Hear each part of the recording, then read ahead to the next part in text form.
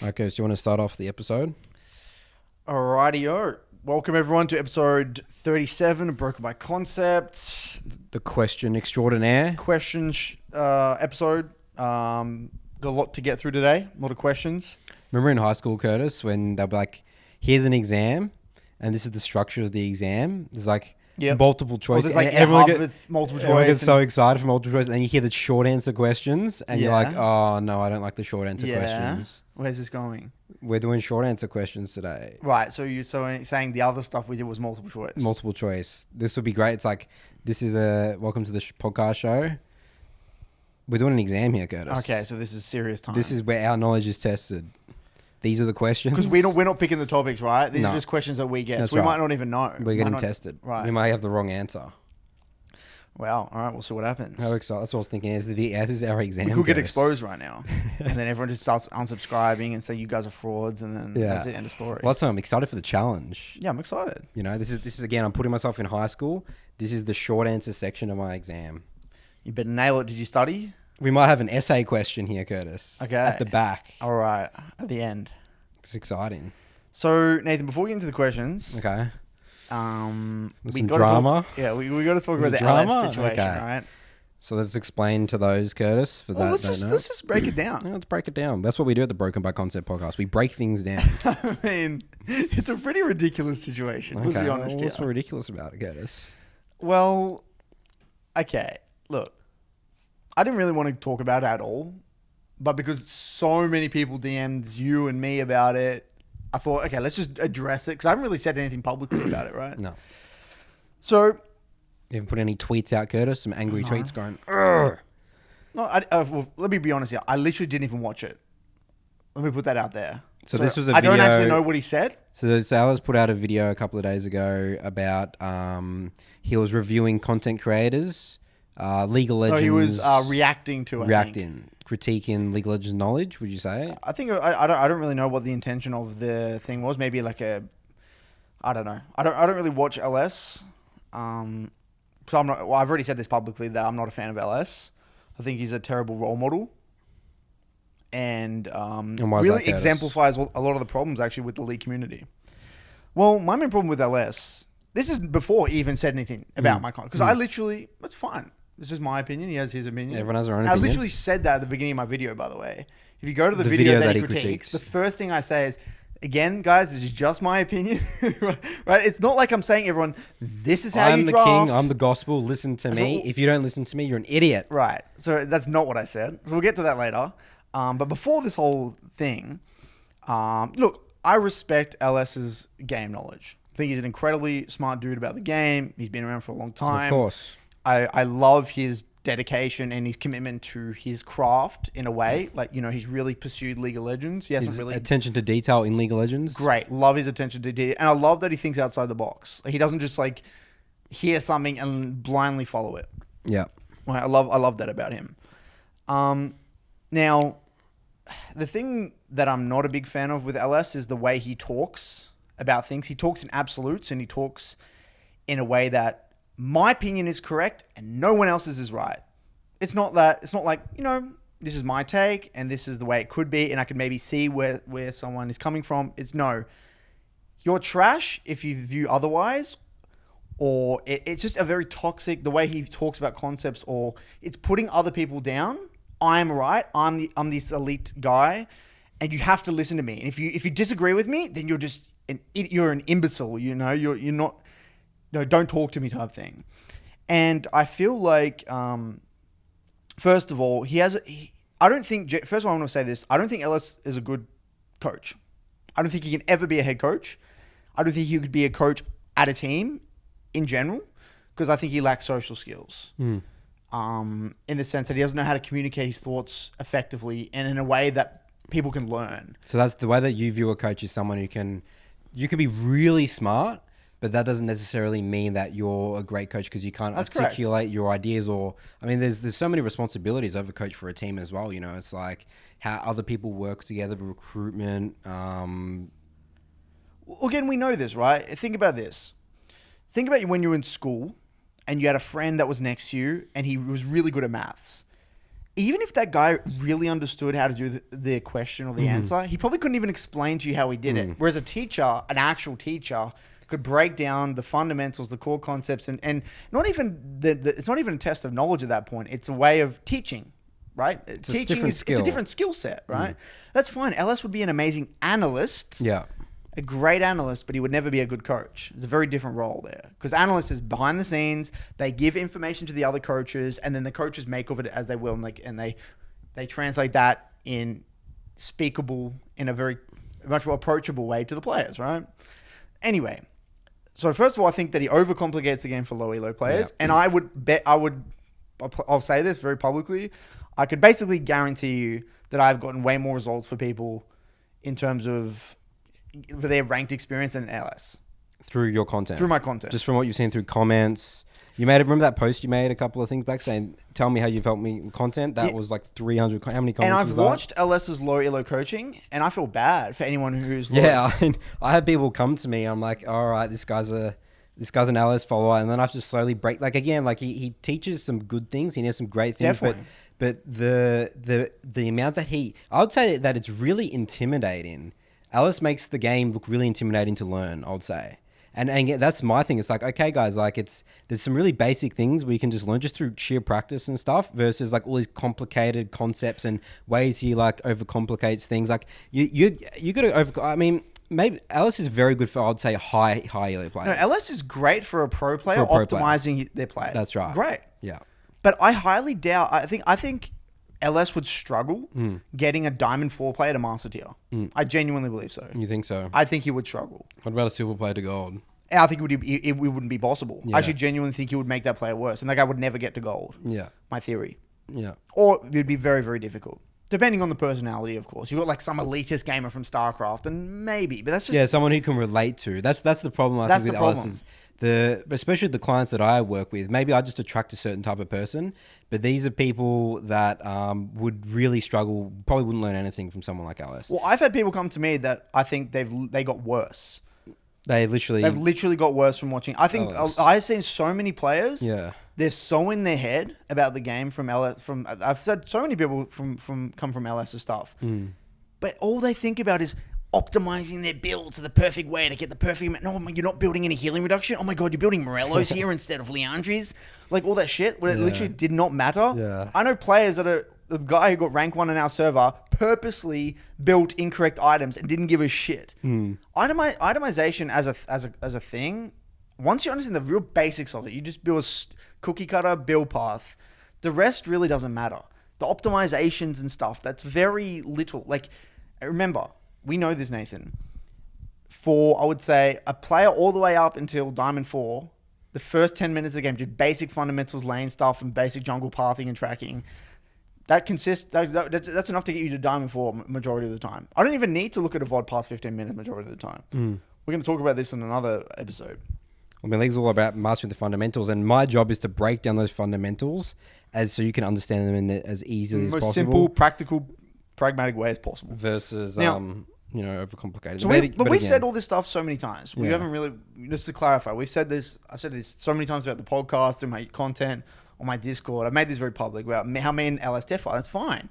You can watch LS's content. I'm not saying don't watch his content. I think you should watch it. But, take it with a pinch of salt. You grab things from here and there. Some things you might take from me, don't like other things. That's fine. It's about getting things from everywhere on the internet, get things from all these different areas. The funny thing is when I see like React videos and stuff like that, like it's like a big dick swinging contest. That's the way I view it. It's like, okay, I'm better than this person because of X. It's like, okay, Curtis helps his people, Alice helps his people. That's it. Why can't we, I'm not going to I can't help everyone. No. I've had many clients that have got no results from my style of coaching. Yep.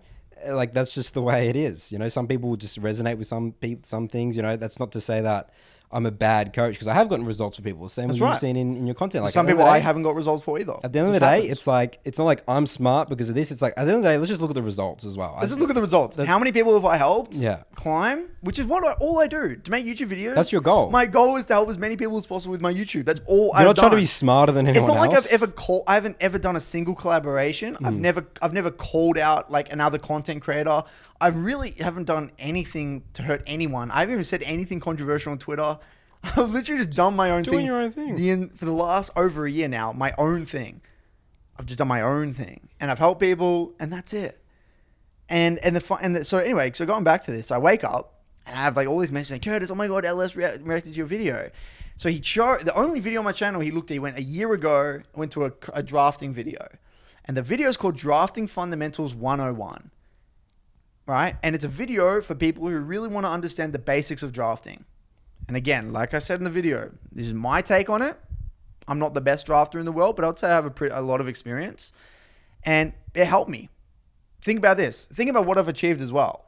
This is not just I'm just a random diamond Reddit analyst. I've coached. I won the OPL when OPL was the most competitive. I went overseas. We beat some really good teams. We did decent in some years in scrims versus really good teams again. Like you spent hundreds of hours focusing on drafting. At the end of the day, you have some knowledge to share with someone that may have spent at the end of the day 5 hours watching drafts. At the end of the day, you can disagree all you want. Look at my results. Okay, now let's compare this with LS. Okay, and again, I don't want this to be a big dick, contest. But at the end of the day, let's just look at what we've achieved. LS has not achieved anything. He's been kicked from every team that he's ever been on. He's never won any championships. He hasn't actually stuck. He hasn't even been with a team long term. He hasn't developed any talent long term. Like he hasn't done anything in a team environment. He's not like a Coma commenting on my stuff like that. And for starters, a coach like Coma wouldn't even do that. I can't imagine like a great coach shitting all over someone else's content. I mean, it wasn't just yours as well as like some skill cap. Yeah, other people. Like as well. There's two parts to this. One, great, Ellis. I understand you're gonna have a different point of view to mine. That's completely fine. Again, like I said, it's just my opinion. To be honest, I didn't watch his analysis, but apparently it wasn't very productive.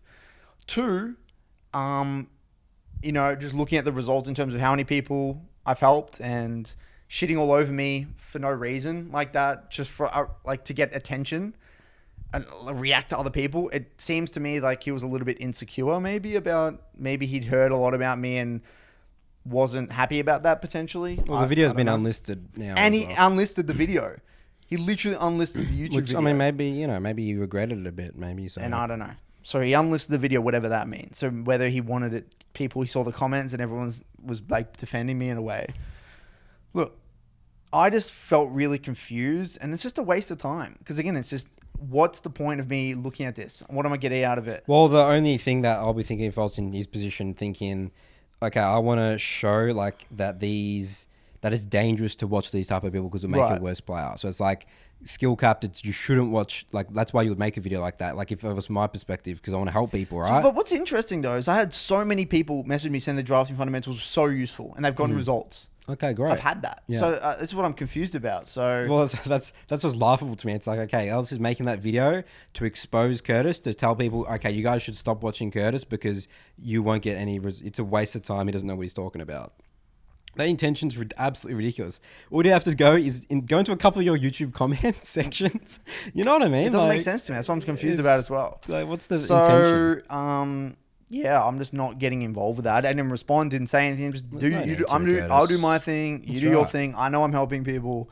Whatever floats your boat, and it just doesn't interest me. I'm just.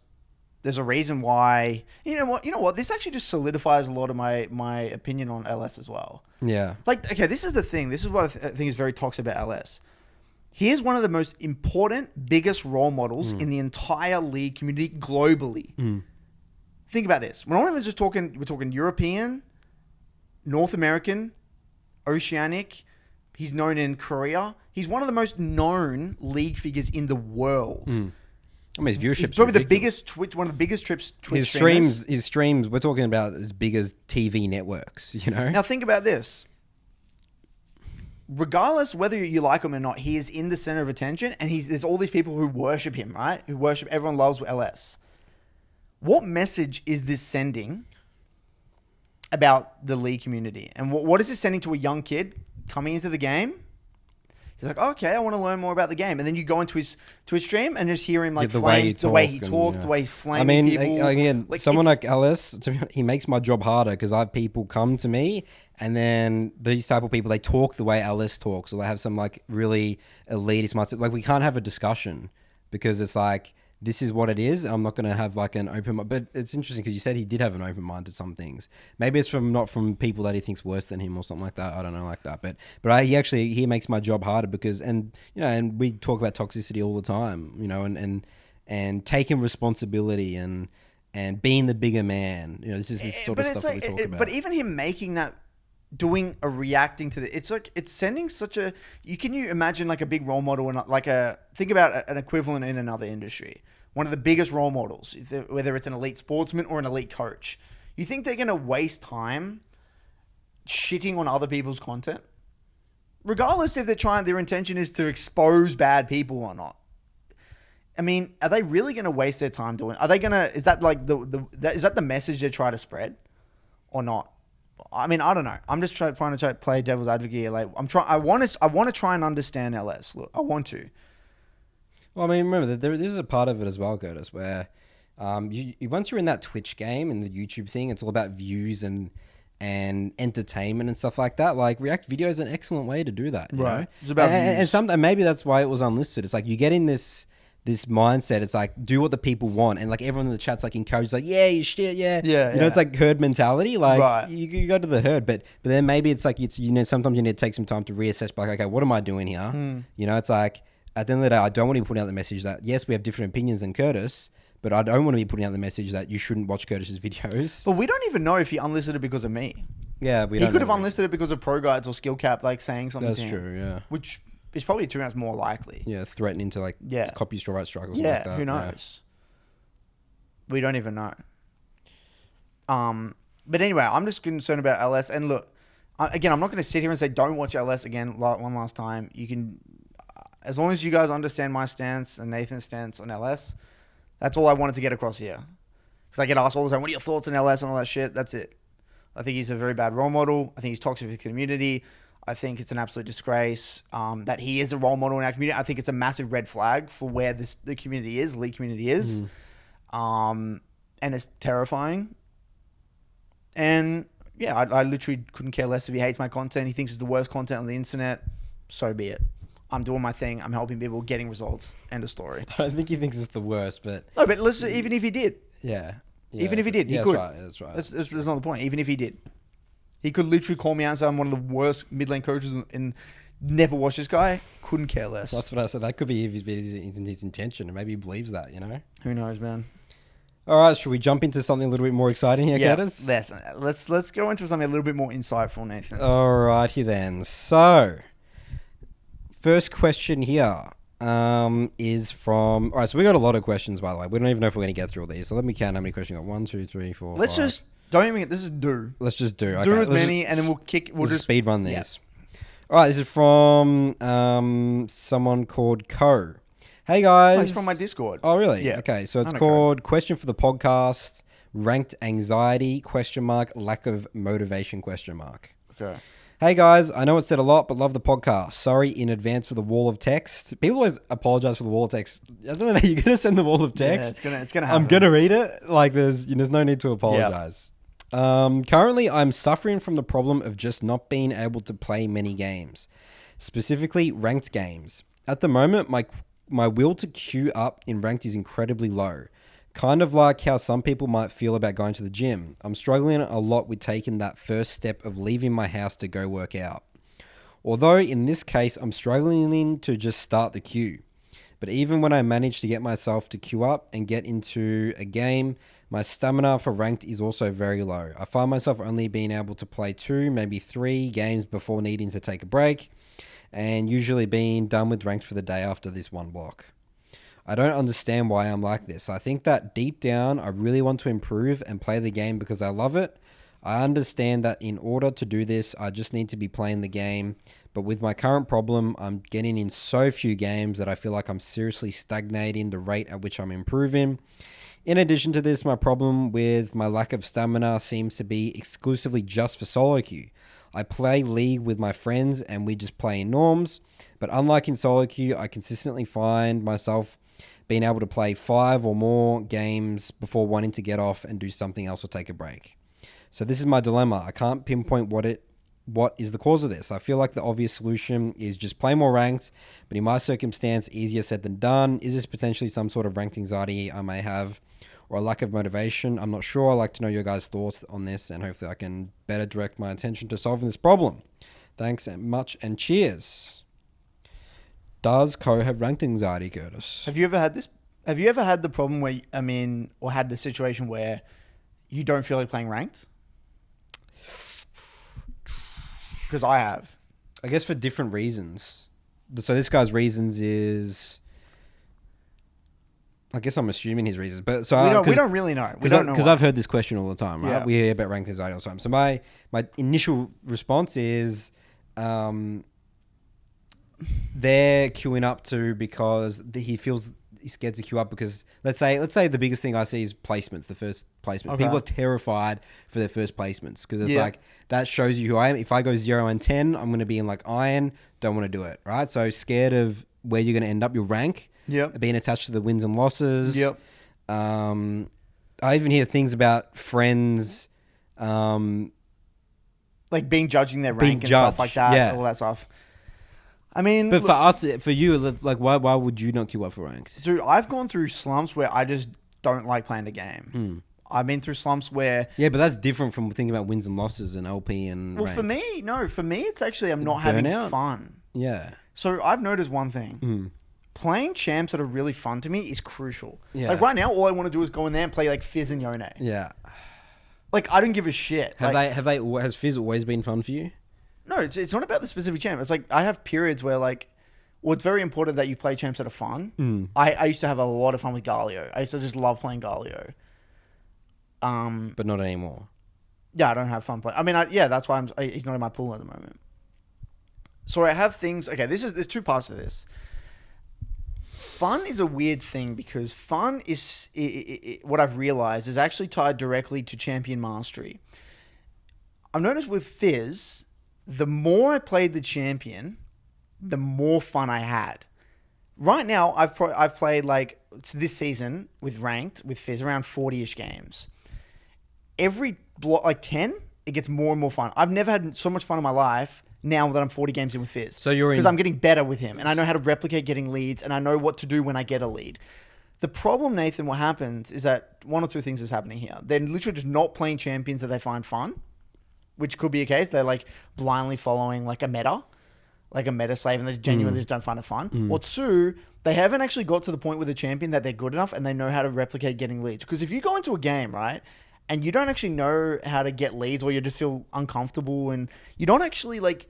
I guess you just saw it's just going to be a coin flip the game. Well, it's coin flip, but also it's not fun because you don't know what you're aiming for in a game. Like, think about you if you were to mindlessly play a jungle champion. Like, it's actually not going to be as fun because when you have a plan and you got to stick to the plan, be creative, and you have your identity, you need to like tick these boxes. It's like a mini game within a game.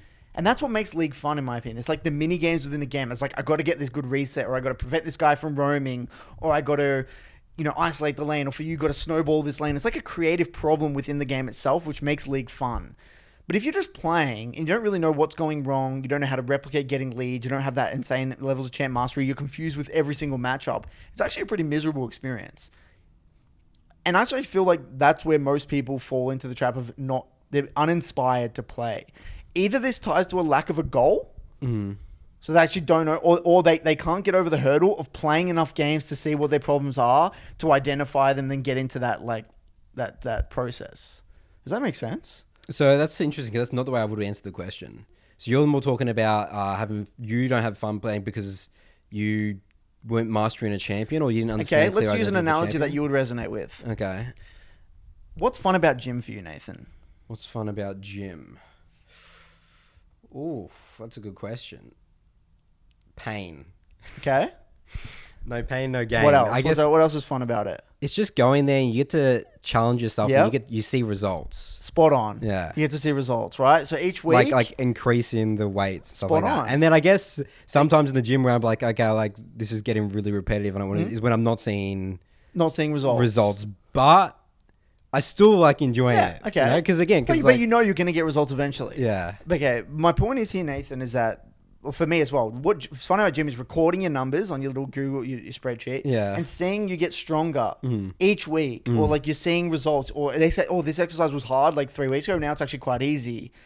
And like, you know your way around it. You're getting better at the gym each time. Well, I'm putting in the work, man. And you're putting in the work, right? Now imagine if you would go to the gym and you actually didn't really know what you're doing, and you didn't know what weights you did each week, and you just didn't feel comfortable. You didn't see any results, and you just that's the other thing. It wouldn't be fun, would it? Because I know because we're in a routine. You know exactly what you're going to do. I know I'm going to this exercise. I'm doing this. I'm doing this. I'm doing this. Bam! End of day. I'm in pain. My muscles are growing. Next day. Great. Yeah, that's a good point. So that's what I'm saying. It's fun because the process is, you know what it is. I know what the process is. You know what you got to do. And I know it will get results in the long term. Spot on. Yeah. So where I think a lot of people go wrong, Nathan, is that they don't have that process. They're not comfortable in getting into the review and knowing what they go. So when they play, it's just like going to the gym for the first time and nothing. Like, you just know you're just not recording any weights. You don't know if you're even going to come back. It's just like it's like each exercise is independent rather than being it's one giant journey. Does that make... Yeah, I think that's actually an excellent analogy, and that's probably it. I mean, my initial reaction to that question, I think you just answered it way better, is that what I find is that people think of entering ranked as like a big event. They like hype it up. Like, let's say if you're going on... Let's say if you're going on, I don't know if this is a good analogy, but like you're going on a first date with someone, right? You're super like nervous and stuff versus going on like the 15th date. Like, you're doing the exact same things on the date, but it's because it's a big event. It's like you want good first impressions. That's the thing what holds people back. So it's like, again, the mindset needs to be for ranked. It's like, this is my stand. Every time I play League of Legends, I'm not playing normal games, I'm not playing ARAMs, I'm just playing ranked. Just playing. And he said himself as well, I mean, so why then you might ask, well, Nathan, why play ranked? Because ranked is, we believe, the best way to improve in League of Legends, rather than normal games or that, because you're playing against people at the same skill level, theoretically. And you get to challenge yourself and higher intensity, and because people are playing theoretically better. I mean, your analogy makes it. I think that's an element of it potentially as well. So you got to get into it, and like I had this guy actually who was learning Eve, and he said, "Well, Nathan, like I'm just learning Eve in normal games." I looked at some of his normal games, and it's like he was going like 14-1 in some of these games. Like, dude, you're ready for, and he's like silver, I think it was. You're ready for ranked, and then he was a little bit hesitant. I said, "Okay, I'm going to give you permission to go 0-10 in ranked." Okay. Dude, that's like so... You know that's a recipe for disaster. What? If someone's still nervous about going into ranked as a silver player when they went 14-1 in a normal game. Yeah, that's what I'm saying. That's concerning. Yeah. Like, you know they're already going to fail completely in ranked. But because that's why I say you have to push. They're going to. It's inevitable. This is the thing. You have to understand it's part of the process, man. Like, my ranked journey this season so far is, like, if I was to picture it, it's been a mess. Yeah. Like I'll view it as like some like murder scene, like car accident type. Like I've had some great days. I've had some really bad. I've said like a couple of days where I just was getting nowhere. Feel like I was getting worse. But it's like, you have to do it. Yeah, it's inevitable. Like you're not gonna just have this little fancy thing as like, oh, I play 3 games this day, and then the next day I've improved. You know, like, that's not how League works. Right. You know, there's so many factors to it. That's why I think sometimes, I mean, League's just more complicated than the gym, because I know that but I don't know, I can't even say that, because if I know that I put in, I mean, this is why I've seen the results. If I play that 3-game block that I play with 110% focus and energy, and I write my notes out, and I think about the game, I just don't insecure into the next one, I mean, I've seen results. And that's my view, my definition of putting in work in the gym. But if I was to play... You know, as we see people that play like 8 games in a row or something like that, that's sort of like going to the gym. Well, I would say that's just doing the same, or like you're just doing low weights, or you're doing like heaps of reps or something. I don't know. Heaps of reps or something like that. I don't know what the analogy would be. It's like not trying when you're there. If you don't try when you're there, then you don't get any results. But yeah, again, it's like I'm going to get results over the long term. I mean, but even with the gym, even when I put in those hard work days, like I've been benching the same that I have for 2-3 weeks, 4 weeks now. Yeah, I think like 4 weeks or something. But then suddenly I'm going to increase. Yeah. You know? And that's what I have in the past. I was stuck on something for a long time. Yeah. So it's just, I think you're right. You're spot on there. It's like know in the process, know that it's going to eventually work out for you, and then that's the exciting bit. Because I guess that if you were blindly going into something, of course you're going to be demotivated to do it because you don't know, if you do it, what do you do? What's the even if I put in this work, what can happen? So this is why as well for me, I find learning a champion to be okay. This is the thing. It's like, how some people, they want to like change their pool and like they try to learn multiple champions at once. I kind of feel like it's bad for so many reasons, but one of the reasons is you are actually making the process unfun because you're spreading yourself too thin. And the only way you're going to have the motivation to like continue on and actually see the fun element is you need to be able to recognize the incremental improvement. But when you're switching between champions all the time, you don't see the incremental improvement. And I feel like it actually hurts the fun element. So yeah, TLDR, man, I think my personal take on it is that there's no fun going on. That's why there's no motivation. And I resonate. I've done that before. I've done that before when either I completely dislike my champions or I'm not pushing myself with a champion. Like I have this problem that's actually unique and no one in the Discord would have this because we've been playing for so long is it's kind of like you, Nathan, playing Udyr in a way. Or a champion you've played for a very long time. Let's just say you were to play like Udyr and let's just say this is like might be hard for you to resonate with, but let's just say you're rank 1 and you like achieved your goal and you knew that you like mastered Udyr and like you just play a game with Udyr and you just win, right? You just like this might be you in season 4 or something. You just win this game with Udyr. It's kind of not as fun as like pushing yourself on a different champion.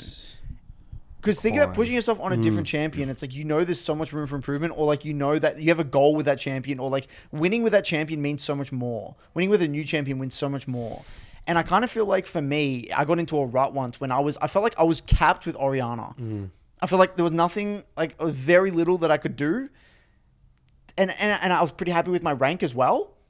And this is what I think when I was like 800 LP, I was like happy with my rank. I was happy with my level of play. And then I was just like in this rut and I just stopped playing ranked. I was just like, I didn't feel excited anymore because I hit my goal.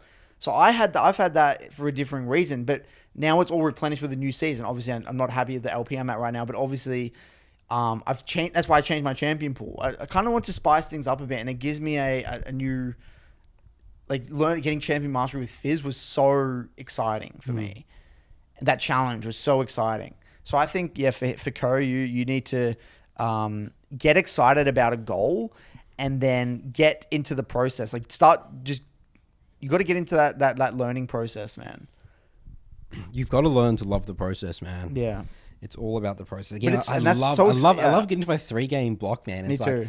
And especially the next day when I see all my notes, because I have to write them out on like my Soloq website and stuff like that. And I'm like, oh yeah, that was that game. It's like, oh, that's really cool. That's what I learned, like that game. Like I'm excited to try that out, or the next game. My next 3 block. The other thing I want to mention as well is and this is what I've noticed that has helped a lot with my Soloq community, is that because everyone's in there playing ranked and improving, it actually just motivates other people to play ranked as well. Right. And that's what I'm trying to do. It's like everyone's like in this process. Like, again, I'm giving permission for some of my coaching clients to go 0 and 10. It's like, because I know it's just part of the process, It's like, at the end of the day, I'm not going to judge you. We're here to learn, and some people are going to have results and some people not in the short terms, but in the long term. That's the thing. Like, I've actually started with my Midland Academy. What I'm actually thinking of doing was that I won't review an account that has like less than X amount of games soon. Like, you just got to have a base amount of games. It's probably good. It's like a barrier to entry because it's like, even if I tell you this, nothing's going to change. Because we're just not playing. Because you don't execute on it. You won't execute on it. That's true. Something maybe I need to consider. Anyway, so I think that will help Ko. So so sometimes maybe you have like a little buddy or like a little challenge or like, it's like... get a friend involved. And like, he's in my community. He's in my Midland Academy. Set yourself a challenge and like... Someone who's the same Elo. Like, let's say let's say he's on NA and then with an EU guy who's the same Elo as him, have a little race, like do get motivated, get hold excited, each other accountable. gamify, hold each other accountable. That's why I love Gifts in my community. He like what I love about him. Why I think he's such a great role model for my community is that he has like a negative win rate, and he went really negative, but he embraced it and said like this is part of the process. And now he's like slowly developing champion mastery and like learning and actually getting results. That's awesome. And he came from such like people would just give up and change account, buy a new account, or get a Smurf, but no, he stuck with it. That's great. And it's like and people say that like people say that wow, he was negative win rate and he was in the hole. He was like 42% win rate. Didn't he write into us? Probably, yeah, I think so. Yeah, he was saying that he was in a hole. Yeah, and now he's climbing out of it. He's like nearly 50% win rate, and he's like feeling way better about the game and stuff like that. And that's so inspirational, dude. That's what. Again, we talk about it all the time. We love the negative win rate. I'm still negative win rate. You're still negative win rate. There you go. I'm like 49%. Love it. It's all a part of the process. All right. Next question here is from Henry. Hi, Nathan and Curtis. Throughout my time, the title of this email is called "Falling Out of Love with the Champion." Yep. Throughout my time playing League, I have always finished around mid-plat, just played aimlessly even after returning to League. Last year, after a 4-year break. After listening to your podcast, I became inspired to push myself and really wanted to try to get Diamond for the very first time. I have been very diligent so far this season, following a lot of your recommendations. Right now, I am playing top lane with only Shen, Renekton, and Wukong. I picked these champs mostly because I love them and have a long history with all of them. Shen in particular has been a long-standing favorite of mine that I've played every season. Last season, I played a lot of Shen, and even though I had a sub 50% win rate with him, I still had fun every game. In this current meta, and with so many item changes, I find that I am not enjoying myself as much as I used to. Last season, if someone was spam pinging me to ult or made disparaging remarks about my play, I wasn't phased at all. However, in this season, I noticed that these small things are starting to really bother me and hurt my confidence. I think this is because the games just don't feel as enjoyable to play with Shen. Shen is still my most played champion this season. I still have a similar win rate on him, so nothing has really changed in terms of wins and losses. My question is, have either of you ever stopped enjoying playing one of your main champions because of meta shifts, nerfs, or anything similar in nature? If so, what did you guys do? How did you guys handle it? I know that you guys get asked champion ball related questions a lot, but I'm currently trying to sort through how I feel about Shen and whether I still stick it out or if I'm truly falling out of love with Shen. Yeah, great question. I mean, well, if I'm going to be completely transparent, I mean, I'm only getting back into Orianna now. So I would say Orianna is my bread and butter champion every season. And I took a break from Orianna. Well, I would say I can't even say why. I just felt a little bit burnt. Did you say you were falling out of love with it? Yeah, I just got bored of it, honestly. I really did. We're bored of it because you kept winning on it all the time. No, I just knew that I would get results with it. I knew that it would work. So I replaced it with Victor, which is also a champ I played for a very long time. So it's not much of a change. But like, I resonate. And I would say that, okay, this is kind of the way I take these situations. There is always going to be times where you're either going to be a bit burnt with a specific champion, or maybe you're going to have maybe you've had a few mental blocks with a specific champion, whatever it is. I never recommend removing them from your pool. Put it to the side. So say you're in plat, right? So he's probably going to have a champ pool of 3 or 4, something like that. Put it to the side. Put Shen to the side. Maybe have him as a niche pick for those really good Shen games where it's a great Shen game. You're playing him only like one in every 6 or 7 games. Once every 6 or 7 games, it's a great Shen game when you got the counter pick, you're in a good matchup, or XYZ, Shen in and out. And you're probably going to win those games, right? You're just going to win them because they're great Shen games. But now start replacing him, not replacing him, but put him to the side and have another core, maybe 1 or 2 champions. Maybe you put a lot more emphasis on your Wukong and your Renekton, and then Shen becomes your niche pick. So instead of your blind being Shen or your default response being Shen, maybe make it your Wukong or make it your Renekton. I don't know. And that's kind of what I did with it's kind of like what I did with my pool with Victor, for example. So I haven't removed Victor from my pool, but I'm progressively playing less and less and less of him. And so, it was nearly once every 2 games. Now it's like once every 4 games. And then it's going to turn into and then slowly I might either bring him back, but or you might have mastered these other champions, and then you're like, now I don't really now need I've got my anymore. Fizz. Now my Fizz is my blind pick champ, you know, and then you can do whatever you want at that point. Because again, as long as you have champion mastery, that's the key point here. That would probably be my recommendation, personally. Well, I mean, this happened to me in terms of meta shifts, nerfs. I mean, Udyr was my love for season 3, 4, 5, and when I came back to the game, he was just not in a good spot. Super outdated kit, which again, it's funny where he is now. But I just really, the way I dealt with it, I mean, I just sort of just had to learn other champs. Yeah. You know? Like, so unfortunately, some champs become so bad that you just need to pick up some other ones. And I try to find other champs that were similar to him. It's like, you know, I picked up the Heck. I think the Shen Renekton, this pool's awesome. I think this is a great pool. Yeah. I think it's a great pool. I think just stick with it and just put him to the side, and then you can always come back to it later on. Again, anything to do with pools, there's always the fundamentals. I'd rather talk about this at a higher level, right? Me and you were on the same page, Nathan. That champion mastery. Yeah, champion mastery is the key. I don't care what you're playing. I don't care what you do. Just master the goddamn champion. I don't care what you do. And understand the process and understand it's going to be painful and put in those 70 games or whatever. Yeah, that's 70, 80 games. That's all I care. Yeah. You can choose whatever you want to do after 80 games, but you're not making... I don't want you to make a single choice about your champion until you've played that 70, 80 games. That's right. So that's why I said you can play now your 70, 80 games on Renekton and Wukong. Then, okay, you might either want to screw them as well. But as long as you have 2 champs in your pool that you have 70, 80 games played and you have a lot of champion mastery, I don't give a shit what you do. That's like me with Victor. I might now remove Victor, but I've already replaced it with another champion I have champion mastery on. I'm not just going from, Fizz, I've got 20 games onto him, done, next, 20 games, done, next. No. And that's what I say 100 games, and then 100, and then I can slowly decide what to do later on because I've got another champion in my pool that I've already got champion mastery on. Champion mastery is the key to success, end of the day. And champion mastery is the only true way you can really know if you enjoy champion because that's right. Because you get discouraged 20 games you have a terrible winner over champion, it's next champion. That's what I say all the time. Every single time. This is the thing I love about my guides. And this is why I'm so confident on our theory, because I've seen it with the guides. Because I've learned so many champions to a pretty high level. It's a reoccurring trend that at game 70 or game 80, I start to just really click and get insanely comfortable, and so comfortable in fact that I feel like I'm a main of that champ. Interesting. When I did my Z guide, I felt like a Z main. That was my most comfortable champ. People were banning Z against me. Yeah, people were banning Z against me, right? I was like a You're Z one. Never played. I mean, you did like back in season back then, but like 4. you wouldn't think that. No. But then that's all it took. 80 ranked games in a row at that level, and then I was at a pretty bloody good level. Same thing like Azir and like all these champs. That's why champ mastery. I know it's true. So yeah, that would be my put it to the side for now, man.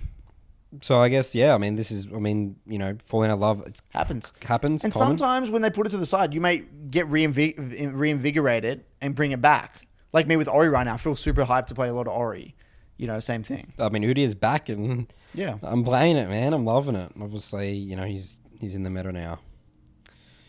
All right. This is a question from Nick.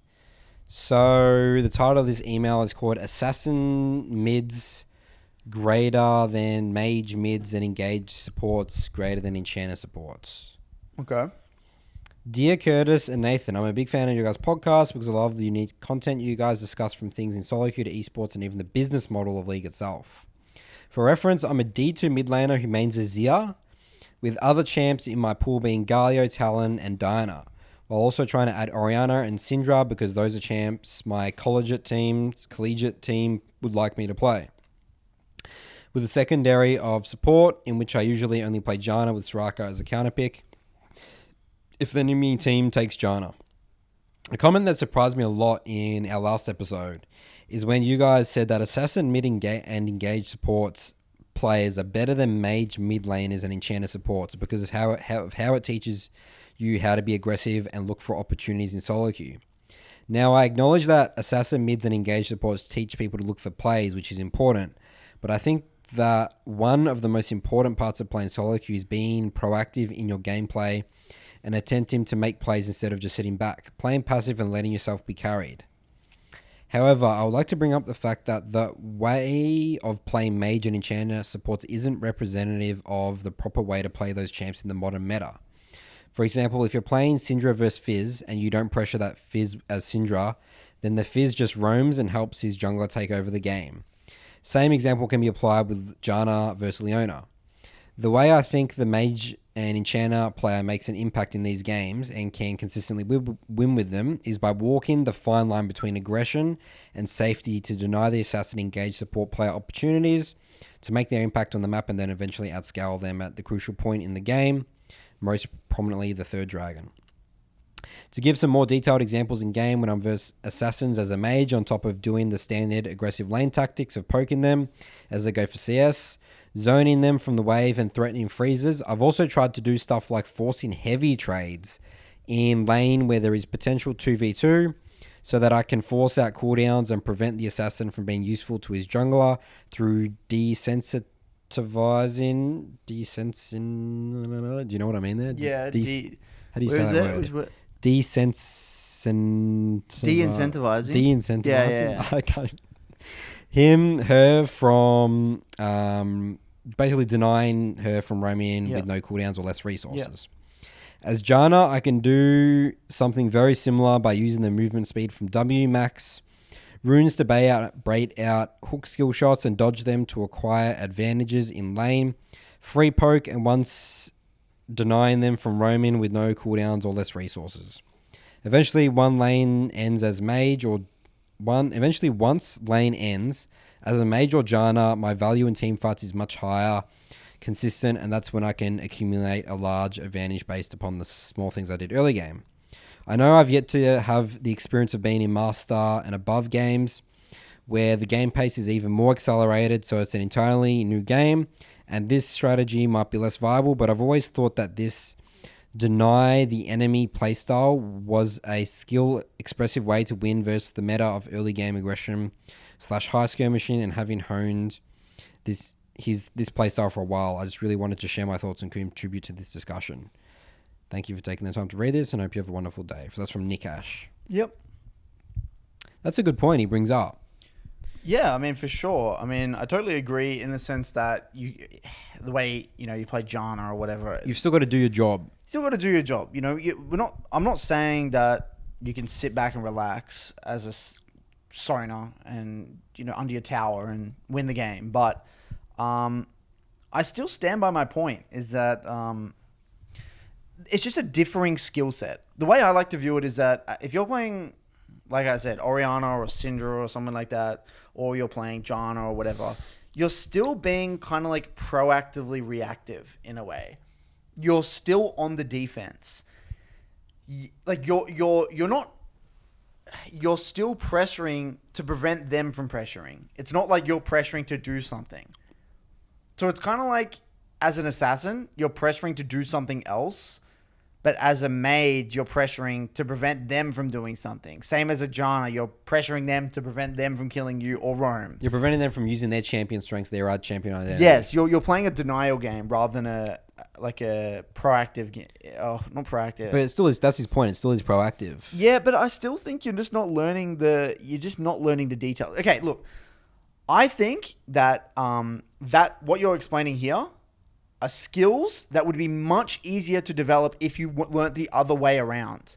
So the way you're learning, if you were to learn the way you're learning it right now, it is much harder, sometimes borderline impossible, for a Janna player to learn how to play that aggressive without playing the Leona or the Nautilus or the set support. So what I'm getting at is that, yes, you can still learn that aggressive style of play. You can do that. It's possible. I'm not saying it's impossible, but it's much harder to do it because, like you said, you're not incentivized to. Because once the game gets to mid-game and you're playing Sona or you're playing Janna, it's so much easier for you to be useful. You go to that team fight and you're going to have more utility in that fight and you're probably going to just peel your AD carry much more effectively and you're probably likely going to win those fights. The problem isn't, playing the early to mid game as a lot of these champions. It's not that hard, I would say. And also when I'm playing, like, say, Orianna, for example, the pressure's on them to do something. Like, you're saying, yes, the pressure is on you in a way to prevent them, but they still have to play well. So what I'm getting at here is that as an assassin, if I'm playing Fizz, I can only ever play aggressive. I don't have the option of like waiting. I don't have the option of just kind of sitting under my tower And scaling. and scaling. I don't have that option. But as an Orianna, I do. If the Fizz doesn't take opportunities, and I'm okay with it. I'm okay. I know I'm going to be useful in those, 15-minute team And fights. it's like think of the term pressure makes diamonds, right? There's significant pressure on you playing Talon and Fizz to make these to look. It's like this mindset of the game. You're always looking for it. It's a mindset, yeah. I mean, the perfect situation here is just my old play style. In season 3, 4, 5. I mean, I played farming junglers. And that's probably limited my career the whole time, right? Because I've struggled to play those champs like Lee Sin and Elise and stuff like that. But I feel like a perfect example is someone like, let's say Kirsay as an example. So Kirsay is like a super high elo on our server. And I always think, why? Because he's a mid laner, but then he plays jungle. And he surprises me at this level of skill of his He's a mid laner jungler. that randomly plays jungle, yeah. And he's a super aggressive mid laner, known. And he translates that to jungle, and he's just a good player. He's a good player. Yeah. I know so much more about him, about the jungle. But he just walks all over me because he's just has this way of playing the game that's like, it's just his domain. Okay, let's just look at the facts here. I've never known a high-elo That's the mage thing. player Yeah. or high-elo support player, enchanted support player to be really good at the game. Yeah. I've never seen it. Yeah. In our server, literally every single time, without fail, the best supports and the best mid lane players are not mage players and they're not enchanter players. All of them. Literally all of them. They came from, and then they learnt mages later when they need to. And they can pick it when they need to. They can that's pick it right. when they need to. And they're still very good. They're still very good, but they've come from the other direction. But it's hard, you never really see enchanter players randomly become... I've never seen an enchanter player be exceptional. Yeah. They're not picking up... They can be okay in solo queue and get to a decent high level, but they're not going to like be a great pro player. They're not. The interesting thing there is like, for example, Power of Evil, for example. He's like a mage, scaling person, and he just struggles to play. Yeah, but that guy is... Assassin. He's a professional player. Yeah, but that guy is really good, right? Power of Evil is an amazing player, like at mages, but I feel like that guy, like imagine how good he would be. If it was the other way around. Yeah, if it was the other way around, that's kind of how I feel. Yeah, I look, I see where you're coming from, but I still think there's just elements that you're missing out on. And, look, at the end of the day, you might just be one of those players that can have such a critical eye to the game that it doesn't affect you that much. But I'm going to say 98% of the time or 95% of the time, it does have a significant effect on your mentality and the way you view the game, and you are at a disadvantage. Yeah. I mean, I was significantly disadvantaged. I was significantly disadvantaged when I played the mage style. And I knew exactly where you're coming from because I came from the way of playing mages. And I was in that mindset where I was always trying to prevent them from roaming. And I got really good at it. I'd find out creative solutions, walk that fine line between aggression. I'd be really good at it. But at the end of the day, I'm just missing out on this huge... Because my skirmishing is nowhere near as good as well. No. That is one part that you just don't get as good at. Your skirmishing has to be exceptional if you're an assassin player. And my skirmishing was just terrible because I played mages as well. It's like me I'm really good at minimizing in the jungle from invades, but when I'm on that other end, when you're trying to invade, you're shocking. I'm just dying. And, so I'd say that it's definitely had a. And you know what? And this is going to sound really like elitist in a way, but like that style of play works, and you can get away with it in NA and OS. That style is basically borderline impossible in like Korea and China. Yeah, it's really hard. Yeah. Like, to play those champions. Like, yes, there's outliers. Like, there's that Apocalypse dude who played Janna and got to, like, rank 1. I mean, it's possible. But it's much, much, much harder.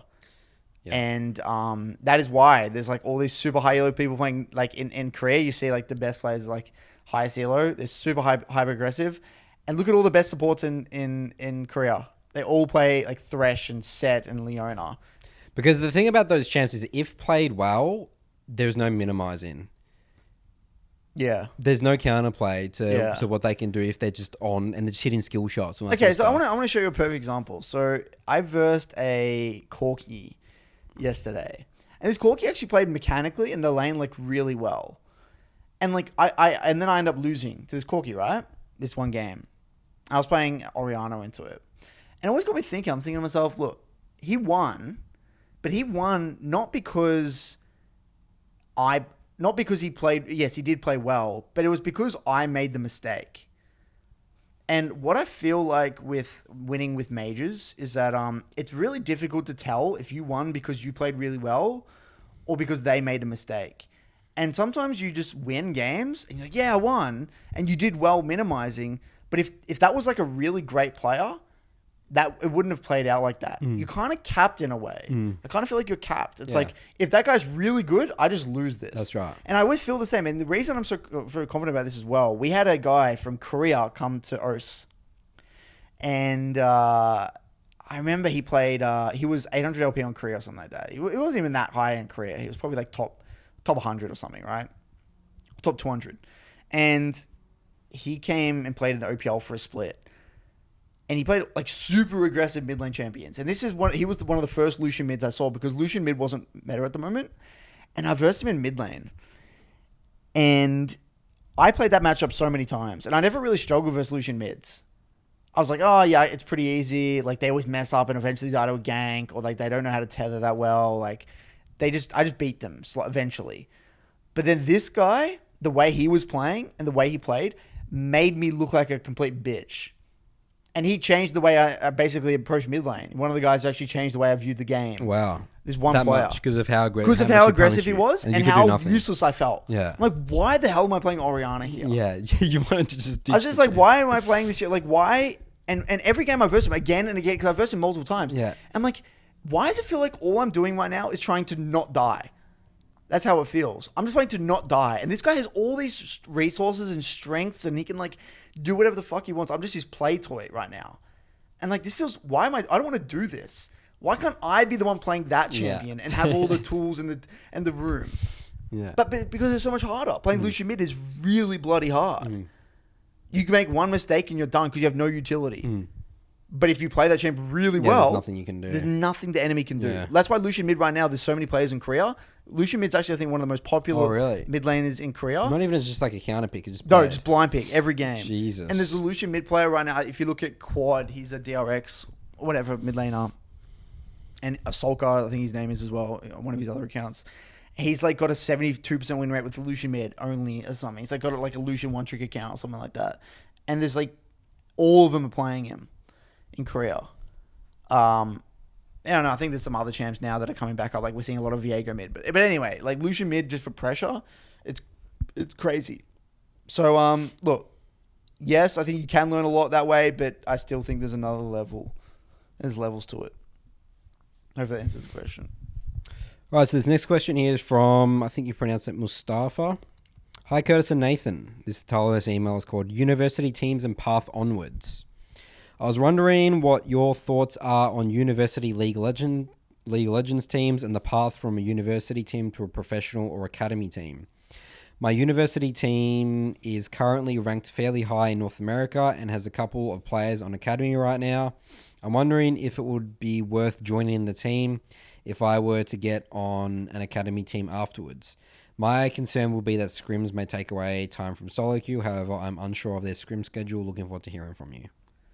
I'd say Collegiate's actually not bad nowadays.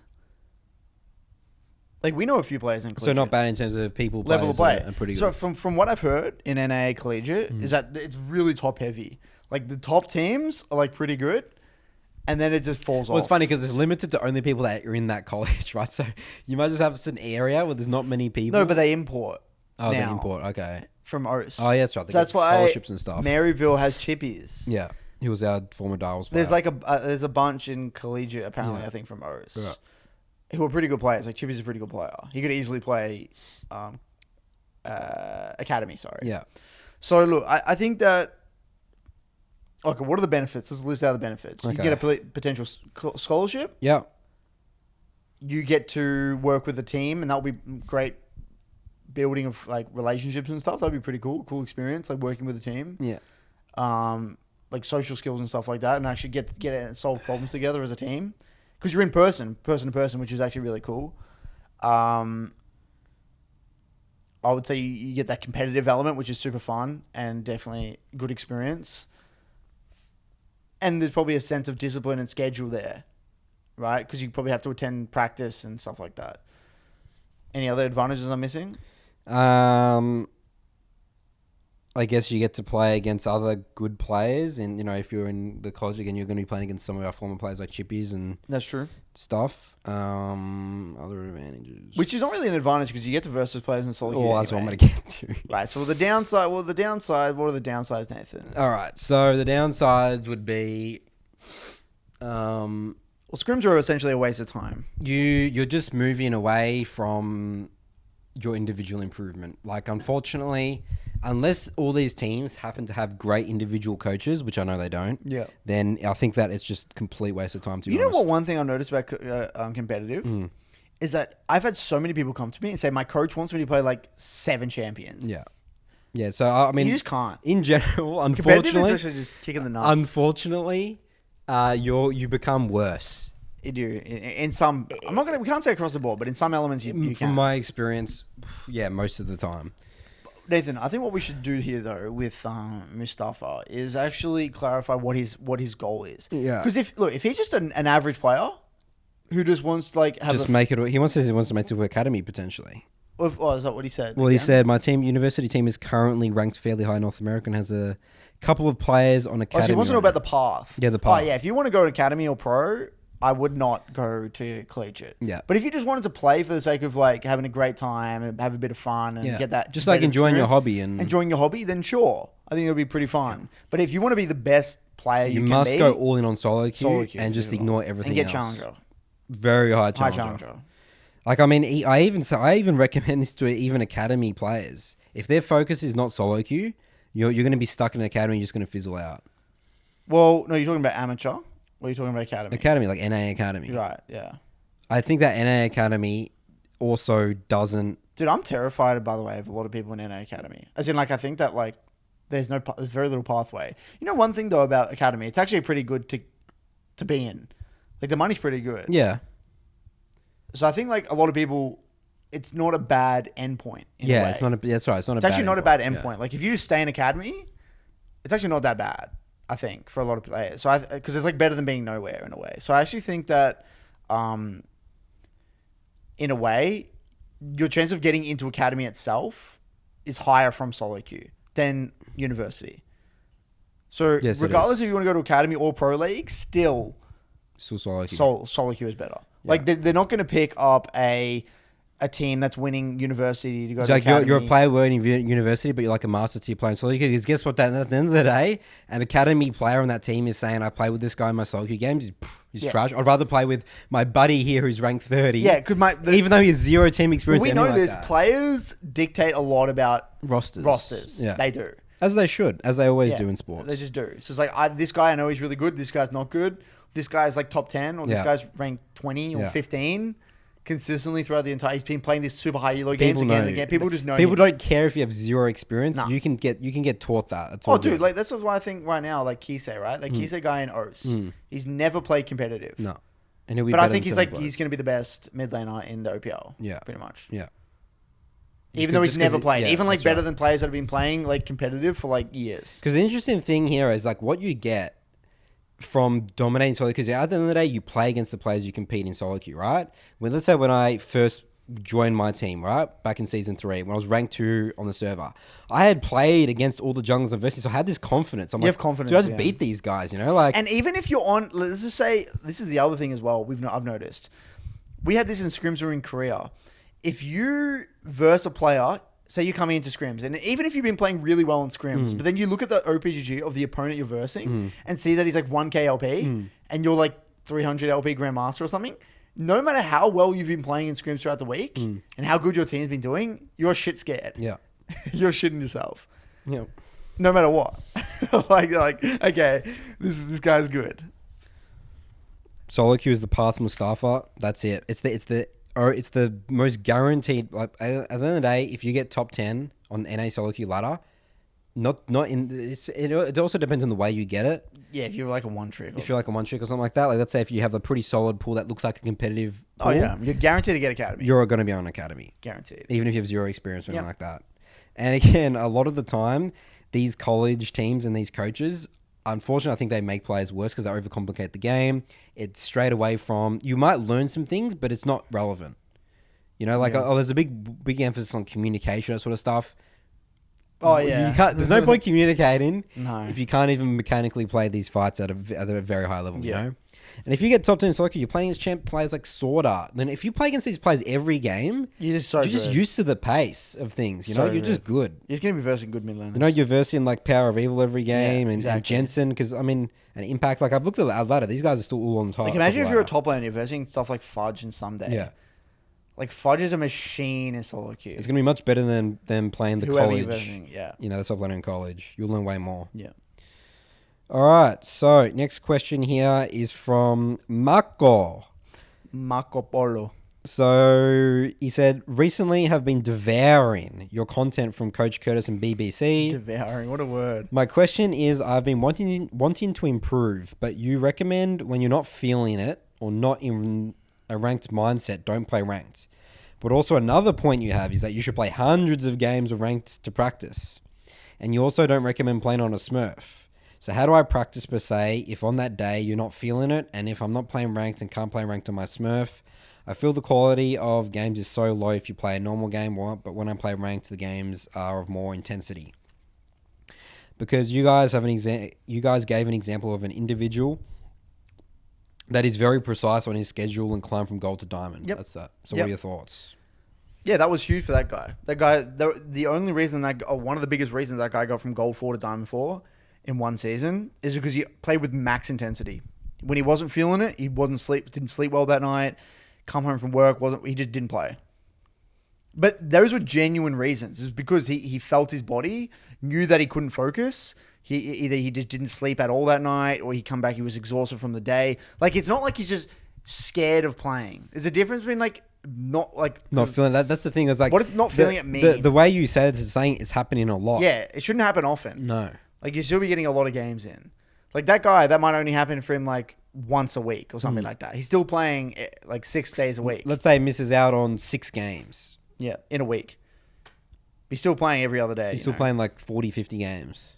I don't know how much I think he did. Some days he would do 2 blocks because he worked. I can't remember how much. So 2-3 blocks, 6 games. That's 6 times 6 is 36. So yeah, probably like 30 games. Yeah. Versus 36. If you're playing 30 games a week, that's more than enough to improve. Yeah. So what I'm getting at is here, it depends on your reason. If your reason is because you're not feeling it because you're scared or you're nervous or whatever it is, or you're just making up bullshit excuses, then that's a problem. But if it's because you genuinely had a massive day at work, your girlfriend's hounding you, whatever it is. I like you just that example, Kenneth. It's all the typical issues of a male in today's society. Whatever's going on. I'm gonna get cancelled, dude. By the Get cancelled, Curtis. I don't want to get cancelled. It's alright. Or your boyfriend's hounding you. Sorry. There you go. There we go. All right. So, yeah. I'll question, what does not feeling it mean to you, Marco? Because I have a feeling that it sounds like you're not feeling it a lot of the time. Yeah. And that goes back to our ranked anxiety thing. Yeah. It's like, you got to be excited, to get in and play the game. And you can make time in your schedule to play League. But at the end of the day, look, I don't want to overcomplicate this. I do really talk about feeling. I like the word. I like listening to your body and feeling. And I use that within games a lot. I actually wrote an article on my Midland Academy about using feelings in a game to dictate when something's right or wrong. So yeah, if it feels wrong, but just use common sense. At the end of the day, it's just common sense. That's right. That's why I don't want to overcomplicate this. Yeah. At the end of the day, if you want to get good at League, you need intensity, and you need to play a lot of games. So make of that as you will. Do your balance. Whatever you can do. All right. Next one here is from Poop Butt 44. No, it's not. That's how he wants to be referred to. Is that what he said? Yeah. I don't know if that's a joke, Mr. Poop Butt, but it's not funny. I'm just kidding. So, hi Curtis and Nathan. Love the podcast. Great work. My name is Poop Butt 44. Please refer to me as Poop Butt 44. He makes that an emphasis. And I'm a Rise mid main. I currently play at a silver level. I'm not joking, by the way. It's literally what the email says. That's awesome. I currently play at a silver level, but I'm hoping to end gold this season. I really enjoyed the episode about League addiction, and the biggest takeaway I got from it was creating a schedule and sticking to it. both for real life and League. So I've started playing my ranked games in blocks of 3, usually doing 1 block per day because I'm a busy college student. My goal right now is to play ranked consistently and to give it my all when I play. I also know that by playing normal games, I am severely hindering my improvement. That being said, although I love learning and want to improve, I also love playing norms and ARAMs with my friends. My question is this: is it okay that I play norms, ARAMs more often than I play ranked, knowing that I'm hindering my improvement or even getting worse, as long as I'm aware of the effects? Or should I strive to limit the amount of norms ARAM games I play?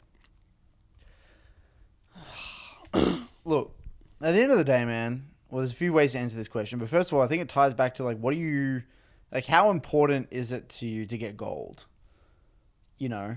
Like, in what think time about frame? Think about if you're going to die and, this your life dependent on it, or your family or your friends depend on it, you'll do only thing but play ranked. Yeah, so if that's the extreme, That's a 10, yep.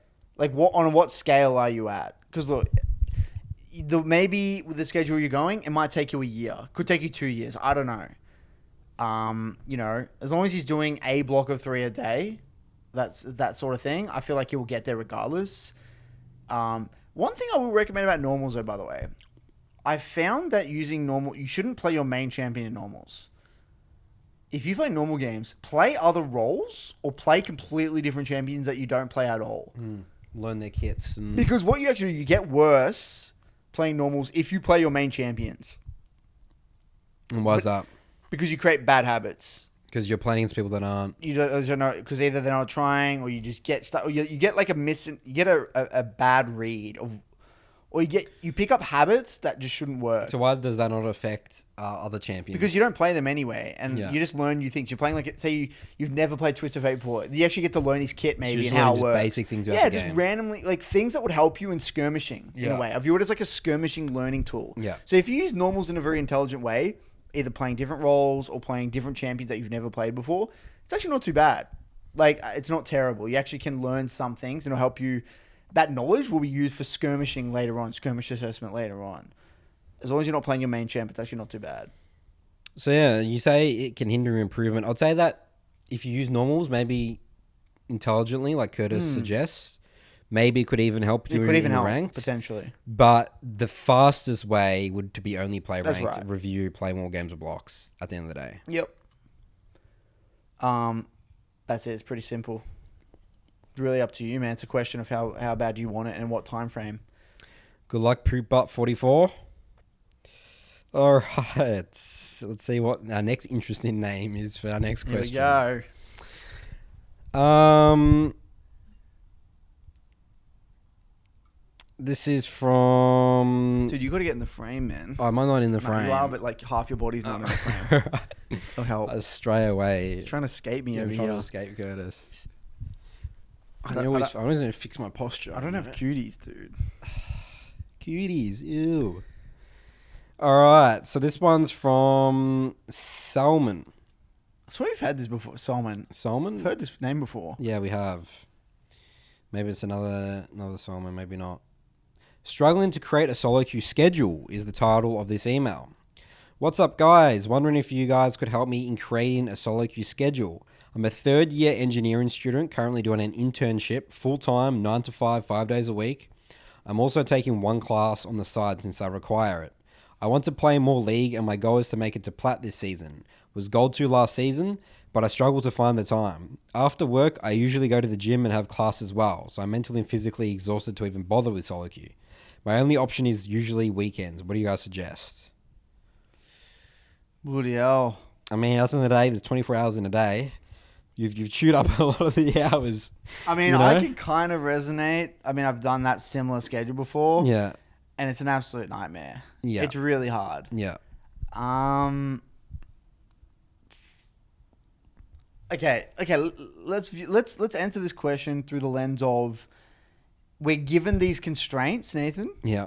How do we make the best? How do we make the best of this situation? I don't want to talk about anything else like motivation. Nothing. Let's talk purely about the hours and the day. hours. If we have only weekends. Yeah. Okay. Well, it sounds like we have only weekends. Okay. Let's say only weekends. Yeah. So we have 48 hours to play with. I still think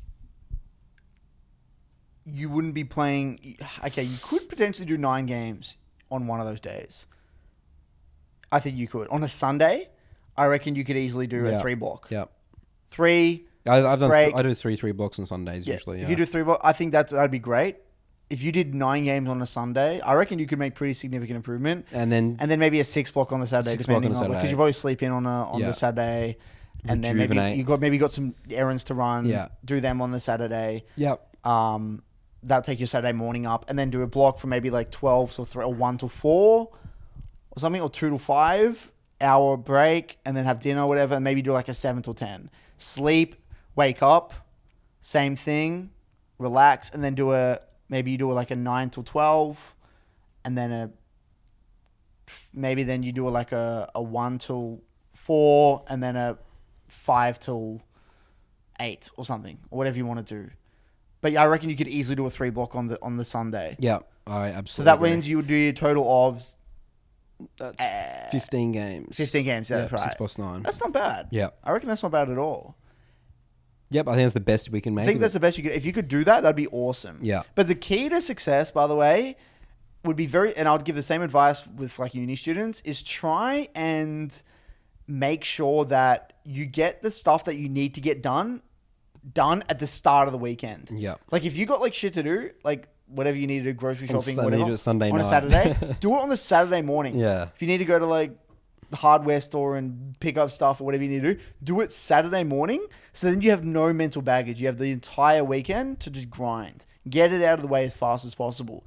The other thing that I would actually recommend, he could actually maybe play on a Friday night as well, by the way. He could maybe play on a Friday night. Oh, does he say that? He says he's exhausted. Or he has class and gym and stuff like that. On a Friday, though. I don't know. Maybe if you could squeeze in... If you could squeeze in another block on the Friday, that would give you... Just 1 3 games. That would be 18 games. That'd be a lot. That's great. A lot, yeah. If you could do that as well. Maybe view that on Friday night just to keep your hands warm. If you can go 0-3... And another thing you could do... He might catch a train. I don't know if he catches a train or public transport. Get your VODs... If you could somehow get your VODs onto like a laptop of the games you play on the weekend. If you could get your VODs on a laptop or like a... you can't watch on your phone on YouTube? Or you upload them all to YouTube or something like that. If there's some way of doing that. Because uploading to YouTube would be a pain in the ass. It'd be too hard, Nathan. Really? I think it would be pretty difficult. Okay. But anyway, if there's a process around there, whether it's uploading to YouTube or putting them on a USB or uploading them, getting them to your phone, something via file transfer, whatever you need to do, then you could actually watch them on the train or on like a bus, whatever you take. I think it's in quarantine. If he's in NA code, he's not traveling anywhere. Oh, right.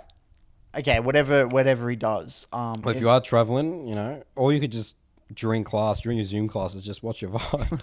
But seriously, watching replays of your previous VODs can actually help you replenish. And remember, VOD reviewing acts as a bookmark a lot of the time. So rather than coming in blind on the Saturday, so you play Saturday, Sunday, and then you have all Monday to Friday, rather than coming in blind on that Saturday morning, being like, okay, I got to start again. No, you're not starting from scratch. You're going back from where you left off. So especially if you're able to watch it on the Friday, the Thursday, the Friday, watch as many VODs as possible. And just remind yourself, maybe look over your notes as well that you took during those VOD reviews and remind yourself of where you're at.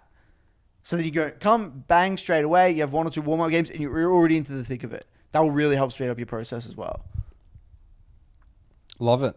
Yep, I think that's the best we can do. Again, at the end of the day, we only have X amount of time per week. I think that's the best way you can use it if you want to improve in League. And good luck, man. Getting to Platinum. All right, let's quickly change the battery of the camera, and then we'll be back for the second part of our question extravaganza podcast. We'll be back in a jiffy, guys. All right, so we're back. This next question comes from Paul. Hey there, Nathan and Curtis. Hope all is well with both of you. Want to thank both of you for your content, and especially Nathan as a jungler, and for being how I came to both of your videos. With that said, I appreciate all the facets of the game Curtis goes into and go beyond the role. You always have to just compliment Curtis anyway.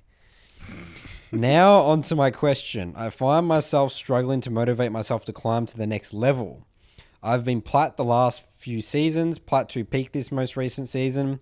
I want to hit diamond this season, but I found myself feeling like I'm at a wall and D4 feels further away than my previous goals. What do you find works best for you guys to reset yourself when a goal feels further away or that you may have plateaued? I think it's probably rooted in me needing to make clearer learning objectives, but just feel stuck on them. Yeah, man. Look, whenever I get this sort of question, dude, you know what I say at the end of the day? Sometimes getting just a little bit of coaching goes a long way. And it sounds so like... Selling your services. Yeah, we're just selling our services right now. And look, at the end of the day, League is one of those games where if you don't know something, it's like you don't know what you don't know. And sometimes, even if it's not even a coach like us, sometimes even a friend, just look at the game. Just get an extra opinion, an extra take. It might not even be us. Maybe you're not in a situation to get coaching from us. That's fine. What happens if you ask someone you just played against in that Soloq game? That could work. You add the jungler and you're like, hey, Adam, what did I do wrong here? Or can you take a look at this? Do you want to VOD review this with me? Whatever it is, doesn't even matter. As long as it's like another person who plays your role, just a fresh set of eyes, and then just go through it. There's Nathan's content available, my content. Like, surely, you probably know a lot about the game or have access to know a lot about the game. And what I've noticed as well when I'm in a slump, man, and this is what happened. I've said this story on my YouTube. Remember when I was in that slump and I just said, Nathan, can you come here? And then bang. That's exactly what happened, wasn't it? Nathan was able to pinpoint like 2 or 3 things, like really obvious mistakes that I could have, maybe if I was really... You had the knowledge to know that. I had the knowledge. There's no reason I couldn't see them, but I was just blinded. And Nathan just said these 2 or 3 things. It was super simple. Boom, got into the review. Wow, refresh mindset, and then I was able to climb. Nathan's not even a mid laner, but he was able to spot these situations. Just a fresh set of eyes, fresh set of eyeballs. Exact same situation when you run a maths problem, you're stuck on it for a while, and then you leave it and you come back way later, and then it just becomes obvious. That as well, that can be the case if you take a break. But the easier way would be get someone else. I feel like that would be a great one if you don't want to get coaching. That would be a great tool. I would say that's it, man. Don't overcomplicate it. Really don't overcomplicate it. Well, it says he thinks he's at a wall and he wants to hit diamond. He's been plateau peak last few seasons. Well, we know, Nathan, that plateau is the wall.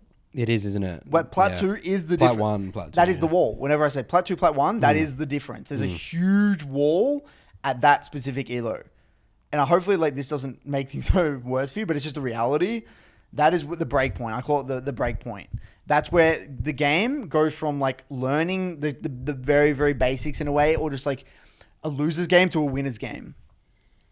Right? Loser's game below plateau, winner's game above plateau. You can't afford to just sit back, relax, and just do the absolute basics and win. In a way. Not basic, that's not the right way to put it, but you can't afford to play defense. Just waiting for the enemy team to fall over themselves. Because they're at a point now where they won't give you that free way back into the game. Yeah.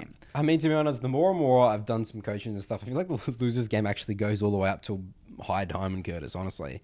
People fall over themselves. Even in my games, I fall over myself a lot of the time. But I'll probably say over the long run, I'm still making more proactivity plays. Yeah, exactly. But in my experience, it's actually very accurate. Yeah. Plat 2, plat 1. Okay. In my experience, anyway. Yeah. I mean, might be different for you, but I don't know. But in my experience, it is that. So that is the rank where the details become you can't look over them. No. And sometimes the details are going to be really obvious. Other times, not so much. This is where, look, and again, so I'm going to say it one more time.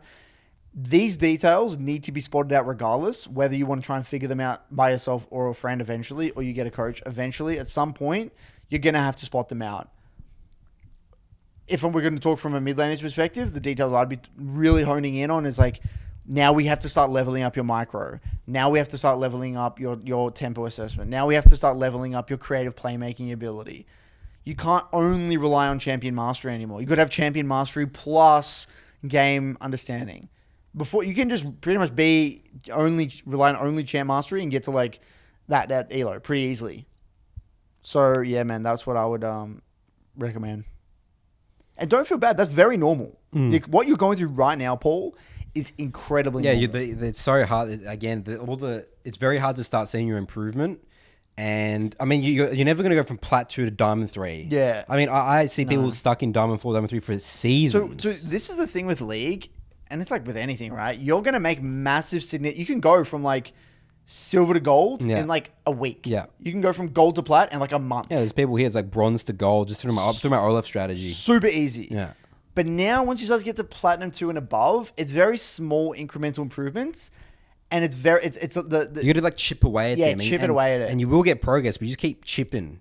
And the biggest thing there is like, playing the game, chipping them, focus on your fundamentals. Or like a better way to, maybe another analogy would be like sand. You know, when you have like wood and you sand something down and you keep sanding it. It looks pretty good, but you want to make it smooth. It's perfect. All the fundamentals. Keep sanding it down. You always make it better and a little bit better and like all the little things. That's what Platinum to Above really is, in a way. I like it. So Paul actually has, this was before he actually joined my coaching program. Oh, right. So it's interesting to say fresh set of eyes. And he actually feels like he's making some progress now. Nice, dude. But the biggest thing for him was just playing ranked. And again, he was one of the examples I used, like just because he's been around all of us, my coaching clients. He's like, pressure to play more ranked in a way. I got to play more ranked. He's more motivated to play ranked. So people you surround yourself with, I think, is really important as well. Yeah. So, yep. I think that's good for that one. All right, next question here is from William. Hey, y'all. Love your show. This week, Curse talked about Araming after 15 in gold Elo. I'm bronze. Just restarted 2 months ago after playing in 2013. I've been watching pro Yorick players. Shout out to Crikey. Do you know Crikey? Crikey. Must be a Yorick player. And guides and Nice and how to split push all the high level stuff I ignored in 2013. So he's been watching some top lane content to learn how to split push because he's playing Yorick. But it doesn't matter in bronze. They care more about team fights than objectives. That's right. One time we're ahead in kills and gold and my team FF'd because they lost the team fight. Yep. So I decided to team fight more to help my bronze fellows' morale. This seems to help, but I think I need to find a balance of split pushing and team fighting. Any advice for playing in bronze? Maybe I should educate my team during Champ Select to not engage when I'm split pushing. Thoughts? Maybe I should keep Araming until I'm out of bronze. Any advice on the art of split pushing or hot takes would be nice. Keep it up, guys. You have the most educational and entertaining league podcast I could find.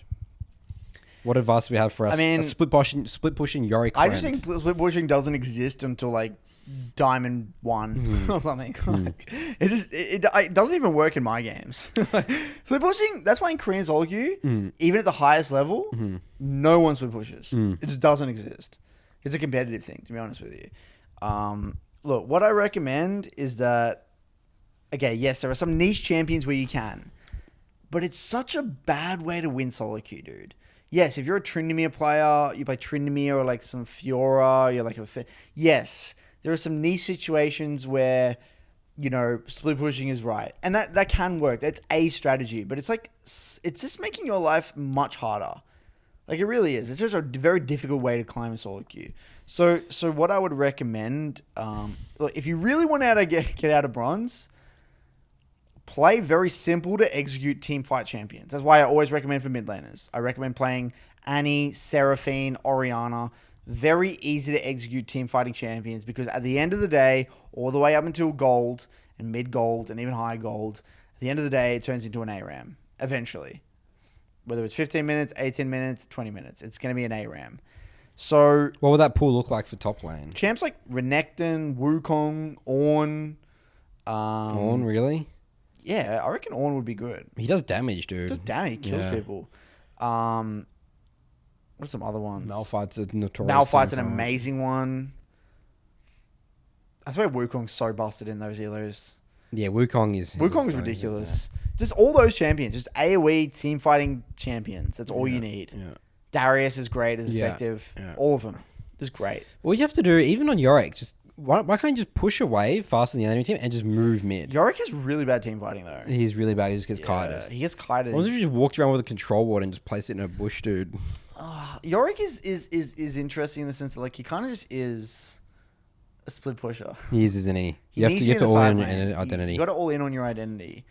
So look, at the end of the day, you've made the game hard for yourself by playing Yorick. I mean, it's possible to climb, but it's just very hard. I mean, you'll have to focus on dominating your lane so hard that you can move to that third dragon fight. What I would recommend is finding that balance would just be like you can actually look at when people are grouping.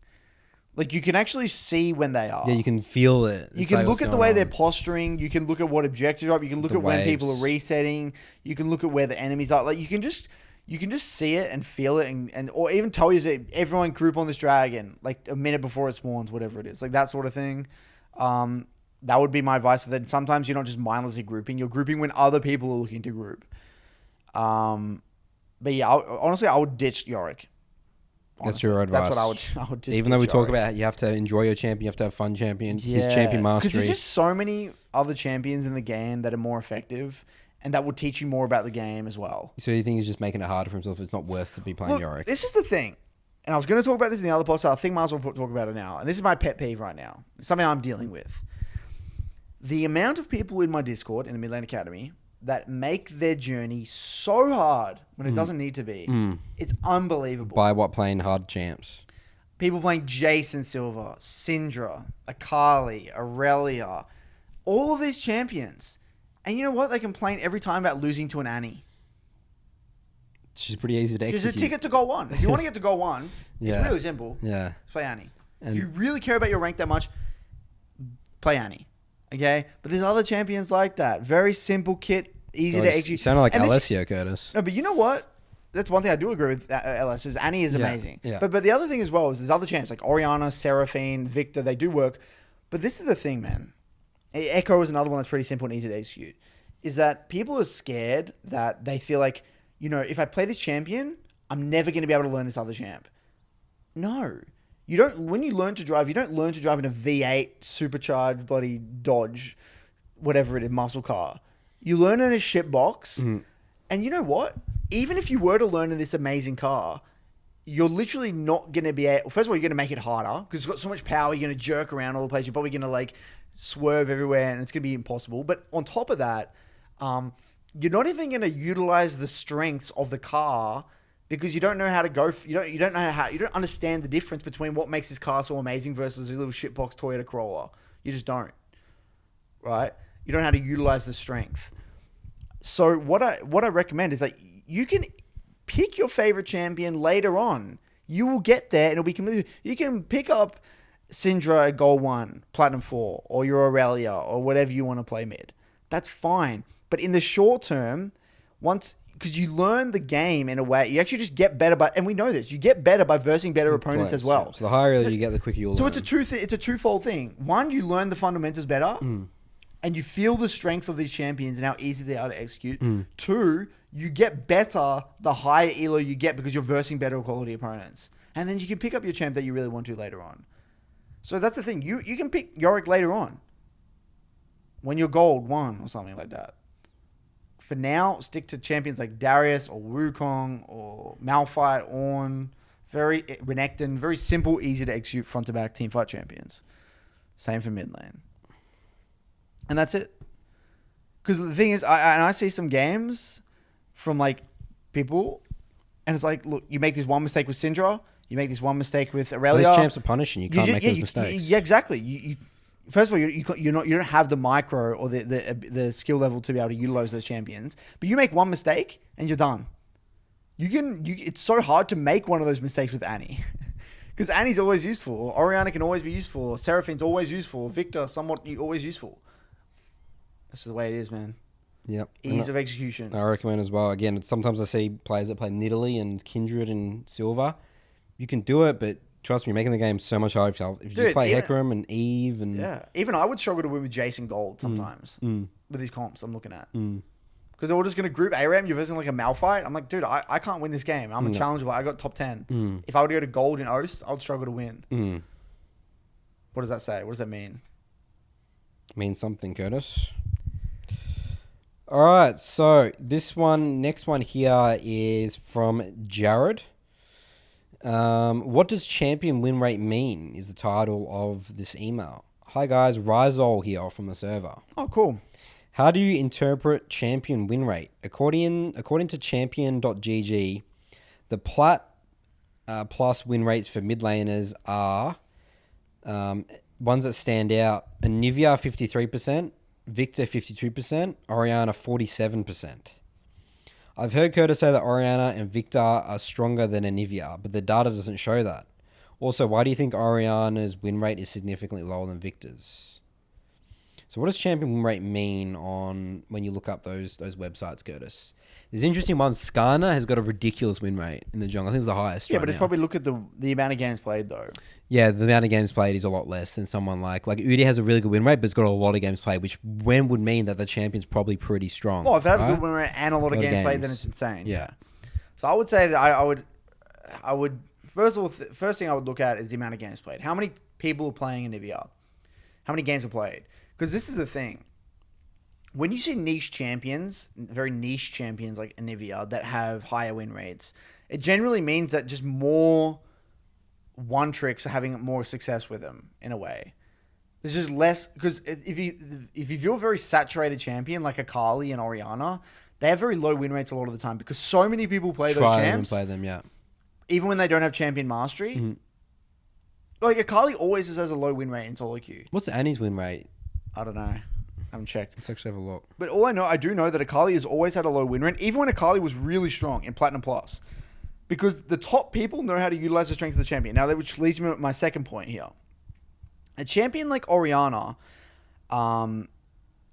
before I talk about the win rate, something about Orianna that people don't understand is that Orianna is an incredibly skill-expressive champion.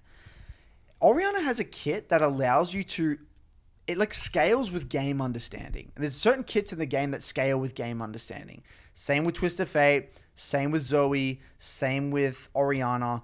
There's certain kits that allow you, like the better player you are at the game, the better you're able to utilize that kit. So Orianna has a low win rate a lot of the time is because people don't know how to utilize the strengths of that kit. That's why Orianna has a lot of success in higher elo games, but lower elo games probably maybe not as much. But at the same time, I just think that number is just saturated by a lot of people not knowing how to play and blindly like picking it up maybe. Interesting here. Akali is 43%. Aurelia is 44%. Aurelia is actually really strong as well. Lucian 45%. Ryze 45%. Syndra 45%. And a lot of these champions have incredibly high skill caps with like their barrier to entry as well is really high. Sorry. So like Akali is really hard. Like it's hard to play. Super hard to play. And he's at 52%. Like look at Diana, right? You got Diana 52%. And then you've got here Aurelia. Where was Aurelia? Oh, wait, this goes from lowest to highest. Aurelia 44%. Now there's two things here. Diana versus Aurelia. Aurelia is by far a stronger champion right now in mid lane. Like by far, not even close. Aurelia is, I think, very strong. Than Diana. Or even Lucian mid. Another perfect example. Lucian mid. What was Lucian 45. mid? 45% win rate. Amazing champion. Two things. They're incredibly unforgiving and their champions have a high skill cap and if you don't know how to utilize the strengths of the kit, they're bad. For example, if you don't hard shove then bounce the wave as Aurelia and you just mindlessly shove all the time, then you're not going to be able to utilize the strength of the champion, then you'll do nothing. As Lucian, if you don't slow build waves as Lucian, then you're going to lose because you can't get your poke down and you're not going to be able to get good trades off and then you're going to get out utility because you have no utility. You need to dominate lane. So what I'm saying here is a combination of a lot of people trying them because they're cool and like they see a lot of highlight reels and they get people just fail with them, but also they don't have the knowledge of the game to be able to utilize the kit. That was searched in Platinum Plus. So that was only in Platinum Plus. Does that change anything?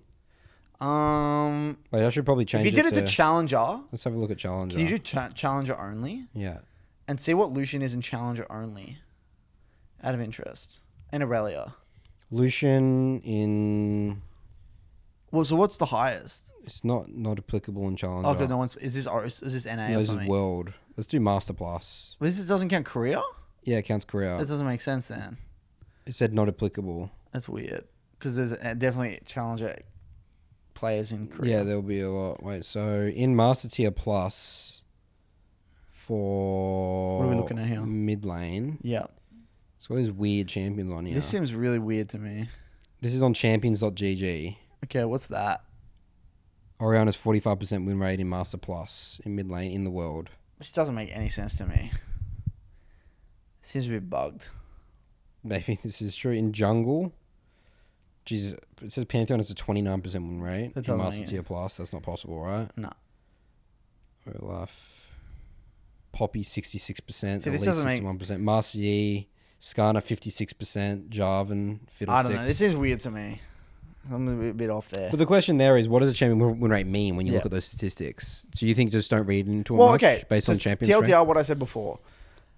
There are certain champions in the game that require two things. There's two parts to it. They scale with game understanding. I think Olaf is actually a champion that scales with game, and Nidalee and Kindred. They all scale with game understanding. Yeah. All right. And then two, a lot of these champions have a high skill cap in the sense that, or high barrier to entry. So if you don't understand the basic, these real, high level concepts, then you actually can't utilize the strengths of the kit. Like Lucian, if you don't understand how to slow build waves, the champion is going to be useless to you. So it's kind of like, what would be an analogy? I'm trying to figure out an analogy. An analogy might be like I don't know. Maybe, like I said, the car thing. You have this really fast car and you don't know how to drive. So you can have this car, you have the track in front of you, but it's just the user, right? It's just the driver at the end of the day. The car's only one part. The person utilizing it is another part. I would say another thing as well is the amount of people playing those champions is another thing. You got a lot of people who play Orianna and not many people play Anivia. And just the ease of execution. Anivia is really easy to verse. Anivia is really hard to verse in the early game. Yeah. Anivia is easy to execute, So because you just get that level 3 solo kill all the time. And the other thing I will talk about here, why Anivia is effective, is that because we see less Anivia, people are less familiar with versing it at the same time. That's true as well, yes. So there's a lot of factors here that may contribute to these numbers. So that's why I don't even look at these websites. Yeah, don't even look at these websites. Yeah, I mean, I've never looked. Trust me, I've never ever thought I should play one champion because of win rate. It's more like, never. I'm playing in Halo. This seems to be really popular here. Why is it popular? I figured it out myself. No, you should always go via feel. Because even if, let's just say you're a platinum player, right? And I always say this. If something feels annoying to verse, then it's likely strong. Or regardless, just play it. If you want to, who cares if people say it's weak? If you feel like it's strong, then go for it. And you commit to the champion mastery with that champion. That's it. The perfect thing was the Udyr example. Udyr started popping up. I was like, nah, it's bad. Kit's outdated. Started playing against it. Shit, man. This is pretty oppressive. Yeah. Bam. Yeah. But I mean, it was like, it wasn't because people were telling me. Again, I was in denial. I was, of all people, because I was in denial of Udyr because it was like an ex-girlfriend or something like that. It's long gone in my past, right? But I had to come and accept reality. It's like, okay, the champion's good now. I don't know why, because again, I just view the reason why he was bad is his kit's outdated. So I was like, I just got to, I'm playing against it and it's just winning every game. So at some point we have to actually do a podcast with someone from Mobilities or something. I feel like we should do a whole thing on about stats. Statistics. I mean, I don't know, like an expert on stats, because I don't know shit about stats. No. I'm actually a hater with stats. Yeah, we're anti-stats. But the thing is, stats are inevitable. Yeah. They're going to come in and be useful. They're useful in every industry, right? In every other industry. And especially with a game like League that's all digital. Yeah. It's going to be useful. It's just like how to utilize it. And I feel like they're not utilized right now. But the other thing right now, Nathan, we always say, and I'll kind of reiterate one more time, stats and this sort of thing, they're largely detrimental for the average player. Yeah, only if you're getting to if you want to get 1% of the 1% better, I think that's when stats become useful for professional players. Yeah. All right. So the next question here is from Phillip. The title of his email is called Low Elo Climbing. Hey, Nathan. Hey, Coach. Because that's your first name, Coach. Mm-hmm. First off, I love the show. I always listen to it in queue to stay into the right mindset. So I had this thought a couple of times, and especially in the last episode.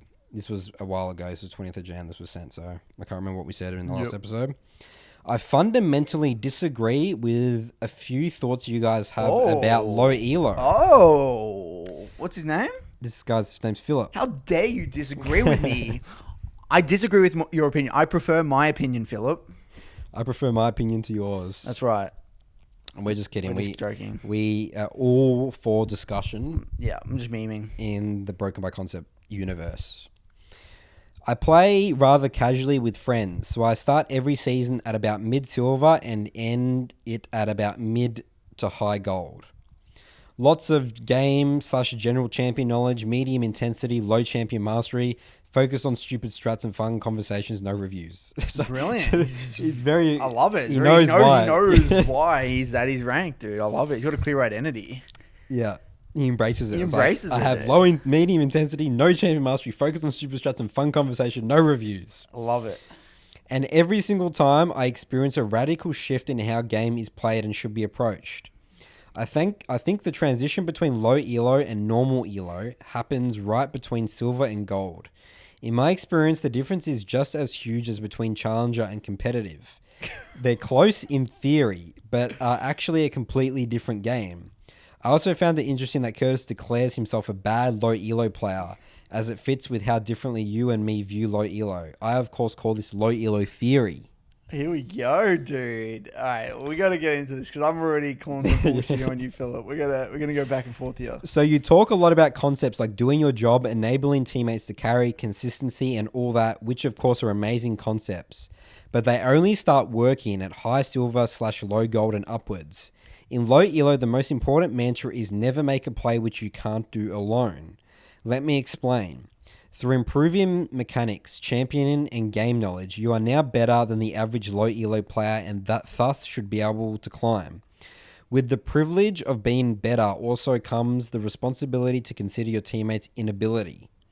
If you know you could engage a 2v2 and win if your teammate uses his basic abilities correctly, not even hit skill shots, but just use his abilities, that would be a good play in normal elo.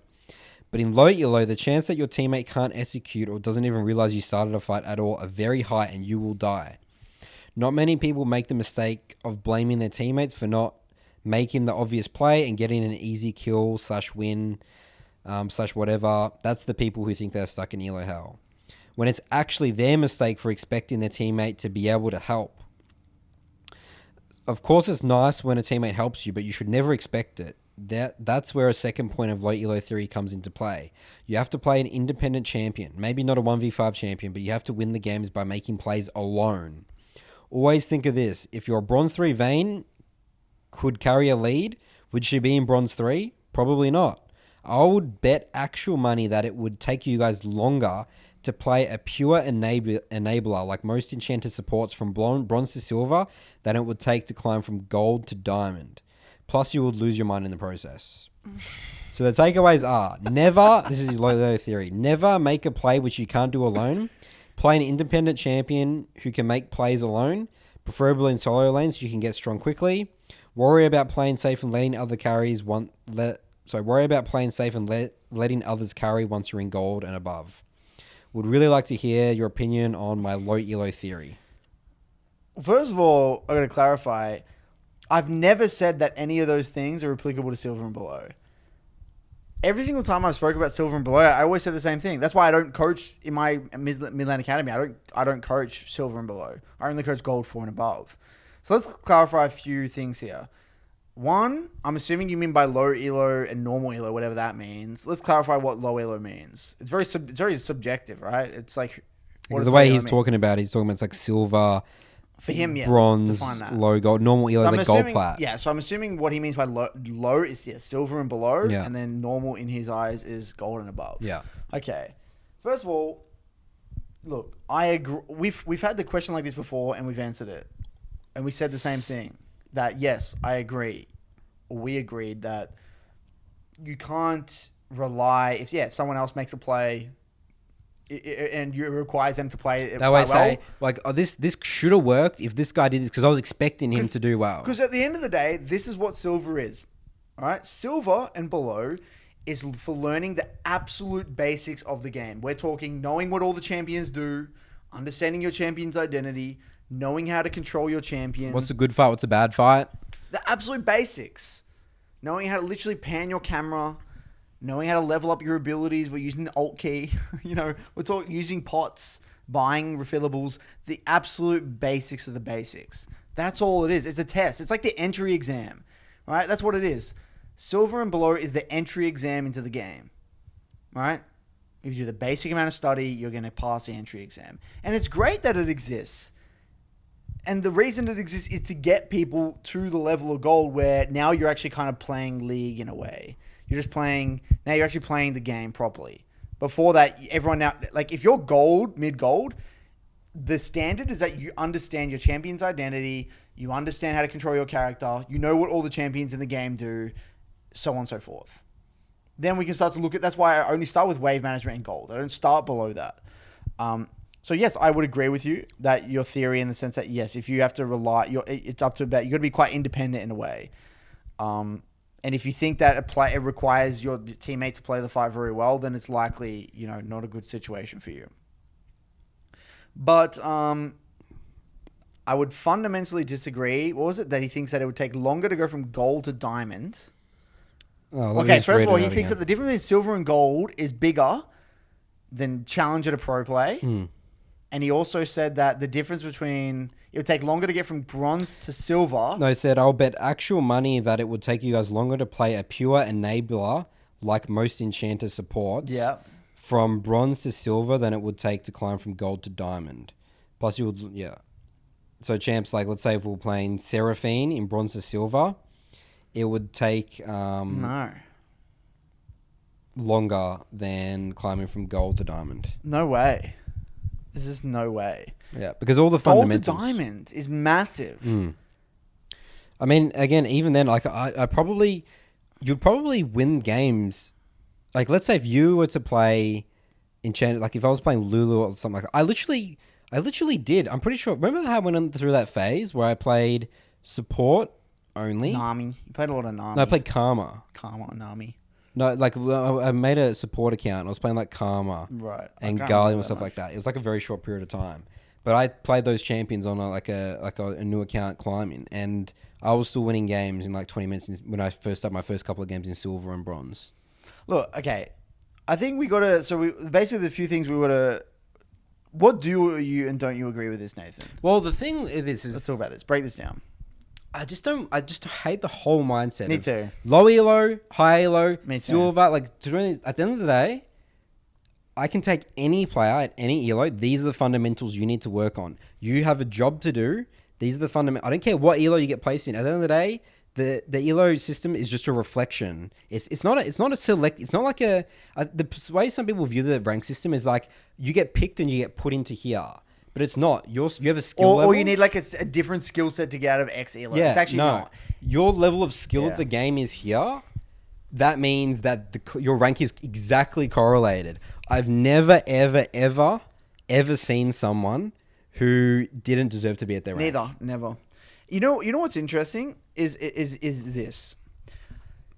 If someone played, it doesn't matter what champion you played, honestly. But you played and only took fights that were good with your identity. You never died stupid deaths. And you did all the basics. There is no way that you would be stuck at that elo. Even if you're not playing a carry or whatever you call it. That's right. You can play any champion. You can play any champion. You could play Jana, Nami, Sona, Lulu, whatever. Or even like Alice. You can play anything bot lane, support-wise. Anything. You can play anything mid lane. You can play Jana mid lane, do the exact same thing. I mean, who's the great example? Who's that guy, the Korean guy who played every champion to Challenger in Korea? Yeah. Does that not just like disprove that? Well, we're talking about this. No, well, not really. We're talking about how in low elo, right? He's talking specifically like this elo range. Because his theory is that you need to be able to do things independently. So he thinks if you play a champion like Sona and stuff, you can't. But he doesn't. Okay, first of all, I feel like you're misunderstanding what's possible with those champions and how big the skill difference is with someone who is really better than that elo. Like there's like a Grandmaster Sona player on my server, right? On our server, he's Challenger, I think. He's Challenger, right now. And he will dominate lane. He's like a one trick. He's a one trick. They'll dominate lane. Like you can win on anything, trust me. And this is the thing is like. Yeah, like Nathan said, there's nothing special that you do need to get out of it. That's it. And there's no doubt in my mind that Challenger to Pro players see way larger, by far. Not even close. But yeah, I would say, look, I like that you're thinking like this, but at the end of the day, man, I think that you've overcomplicated this. And well, when I hear people talk about the theories again. It's a way they're trying to justify why they're in certain elo. And I'm not saying that you're doing it here, Phillip, because you actually said he says he's gold. He knows why. You knows where he gold. You do all these things. No play with no intensity. No champion mastery and stuff. But people always try and come up with a reason. Okay, this is the reason. This is my theory. That makes sense. It makes you feel confident. But when someone like me or Curtis comes in saying these are all the fundamentals you're doing incorrectly, that's a bit more painful. Because you know what it is? You don't know what you don't know at the end of the day. Like, I could see why someone would come up with this. Because they don't realize how many mistakes they're making. Like, I could go into his gameplay, I could go into any silver player's gameplay and look at in the first 5 minutes. We're doing just basics. Yeah. Before you've even got to the first team fight, the game would be completely different. Yeah. Just off the basics. Like, not like a basic micro tethering stuff, a basic wave thing, a basic X. It's like we're talking real basics of the game. For jungle, you're not clearing jungle fast enough. Yep. You get slow to the crab, you lose the crab. Done. What am I meant to say? Done. That's it. And this is the thing. Improving a league is boring. It's not sexy. Very well. We say that all the time. It's just boring. It's just all these very basic things again and again and again. You don't need to do anything special. That's it at the end of the day, man. So I think that, look, I like the point where you have to, like, what I would say, the way I would interpret it, you know that situation you said that if you're relying on someone else making that play, I just say protect yourself at all times. The thing about, I would view it as a percentage chance. What's the percentage chance of this working? Is my ultimate up? Yeah, probably, look at all the variables. Yeah, this is what's happening, pretty bad. What's the number advantage? How close are my teammates? What ultimates of theirs is up? Yep. Probably shouldn't take that fight. Yep. But because again, the way that he's talking about, you're taking like 50-50 plays. Yeah, very 50-50 plays. But that's not how you climb in games. Well, he's viewing it as well as that even if it was a 50-50, it will be worse than a 50-50 because that person will mis-execute it. But you got to take that into account anyway. Yeah, so if you're doing an 80% play and you got a 60% chance of it winning, you know? Yeah, that's fine. But you do that again and again and again, you'll win. Yeah. Trust me.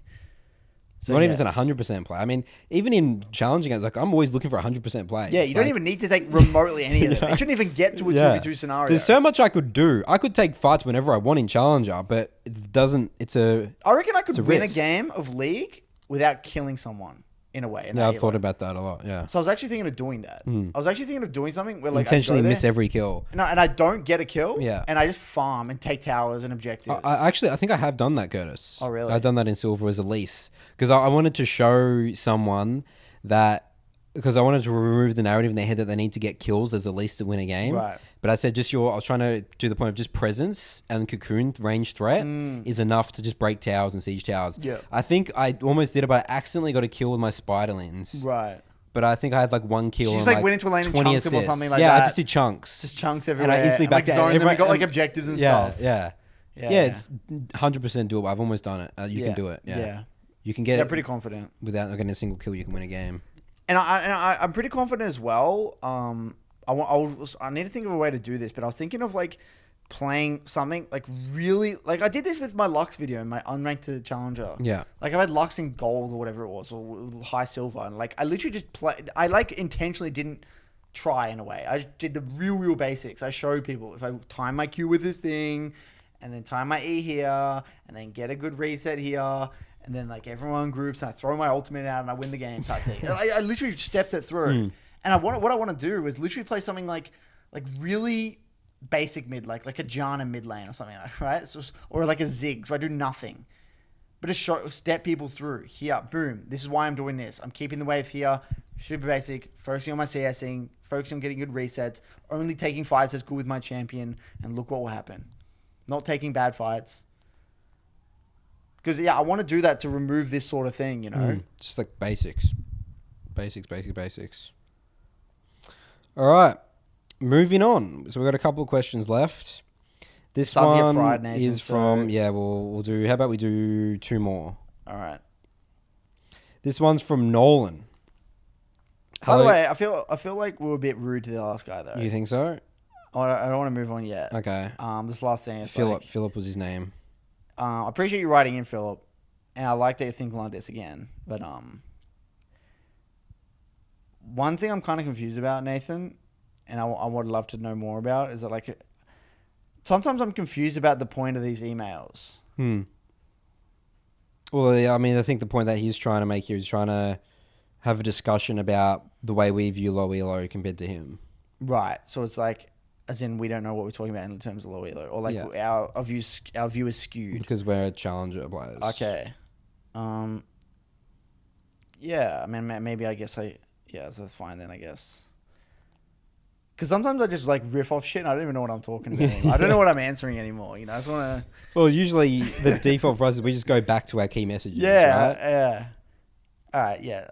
But I like that he's come up with a theory in a way. I don't want to offend anyone here. No, we're not here at the end. Okay. He's a loyal listener. I'm sure he's not offended. Yeah. Phillip even said he loves the show. Great. Hope he still loves the show after that. Yeah, I hope so. All right, so this is one from Nolan. The title of this email is called New Players. Hope you're doing well and thank you for making such amazing content. I have a friend who is extremely new to League.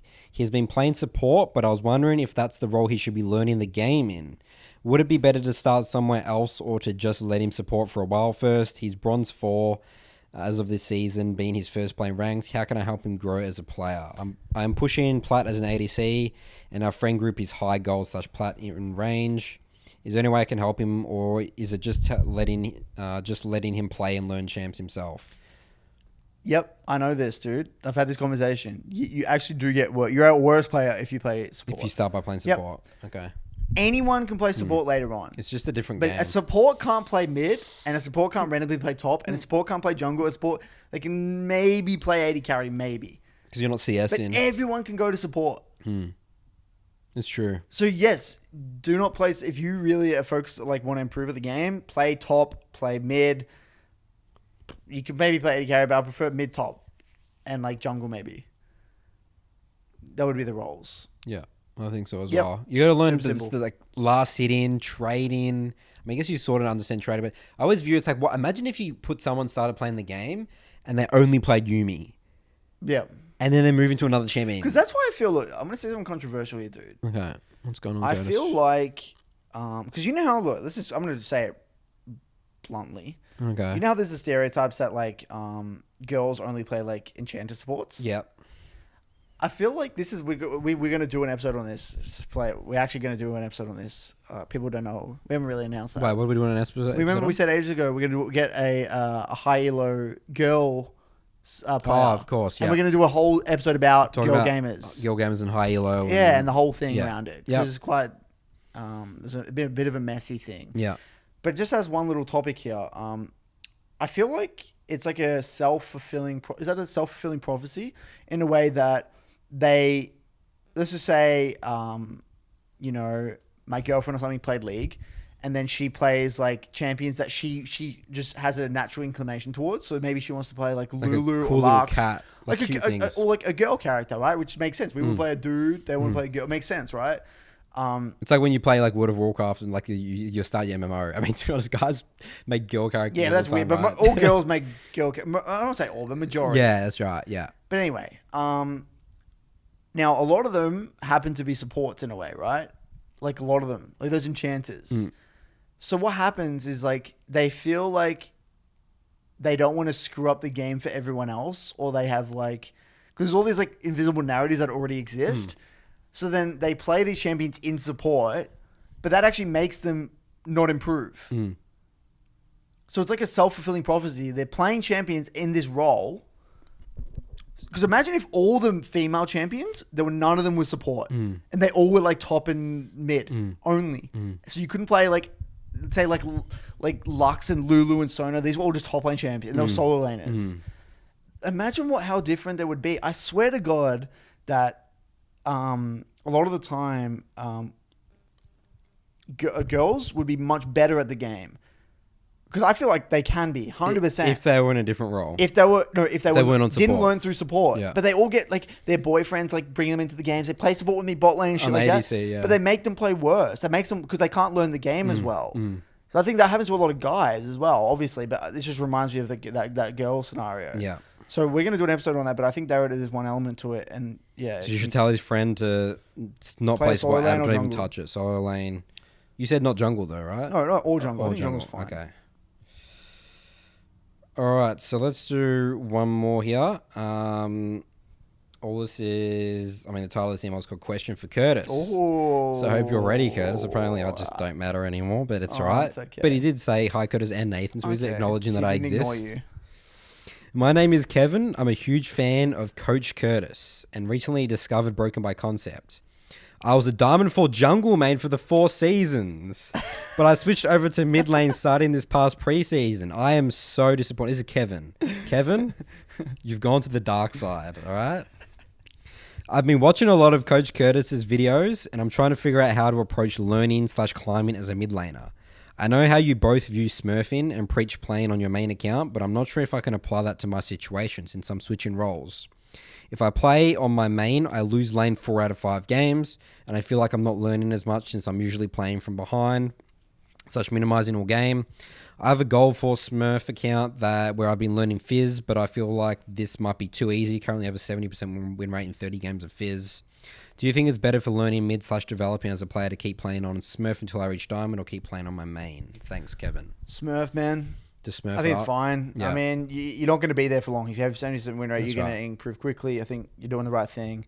There is no way you're even close to a Diamond 2 mid laner. No. So you've done the right thing. And this is one of the only... There's only 2 scenarios I recommend smurfing. Here's a Diamond 4 jungle main, you said before. Right. So there's no way you're a Diamond 4 mid laner. Yeah. You're not even close. So in my experience, you're actually probably more of like a high gold, low plat. Yeah. Something like that. So yeah, get into the Smurf Yeah, games. if I was learning on a mid, I'll be playing on a Smurf, dude. I'll probably... Do you reckon I'll be a Diamond 4 mid laner, Curtis? No, not even close. I'll be gold. You would probably be... Yeah, gold 1, plat 4. Such an interesting experiment. I don't think so. There's no way you're Diamond 4. I can Really? guarantee it. Really? Yeah. Maybe not. There's no way in hell. Interesting. Nathan, I've seen your micro. It's shocking, dude. This is Is it no that way. bad? It's shocking. Well, interesting. When I learned support, Yeah. I got to D2 in like in 2 weeks. 2 Nathan, weeks. you don't lane a support though. Yeah. And you play Braum and shit. No, I was playing aggressive. I was playing like poke Like support. what? So I was playing Karma and Galio and Alistair and Yeah, stuff. Karma is different because Karma's Q is idiot proof. Okay. Well, maybe I'll just... There you go. Nathan, You know, that's we'll an do experiment. look, we're going to do this one day eventually. I'm going to play jungle, you're going to play mid lane. Okay. You've already gotten challenged with jungle, though. Yeah, but that was a while ago. Okay. It'll be different. Okay.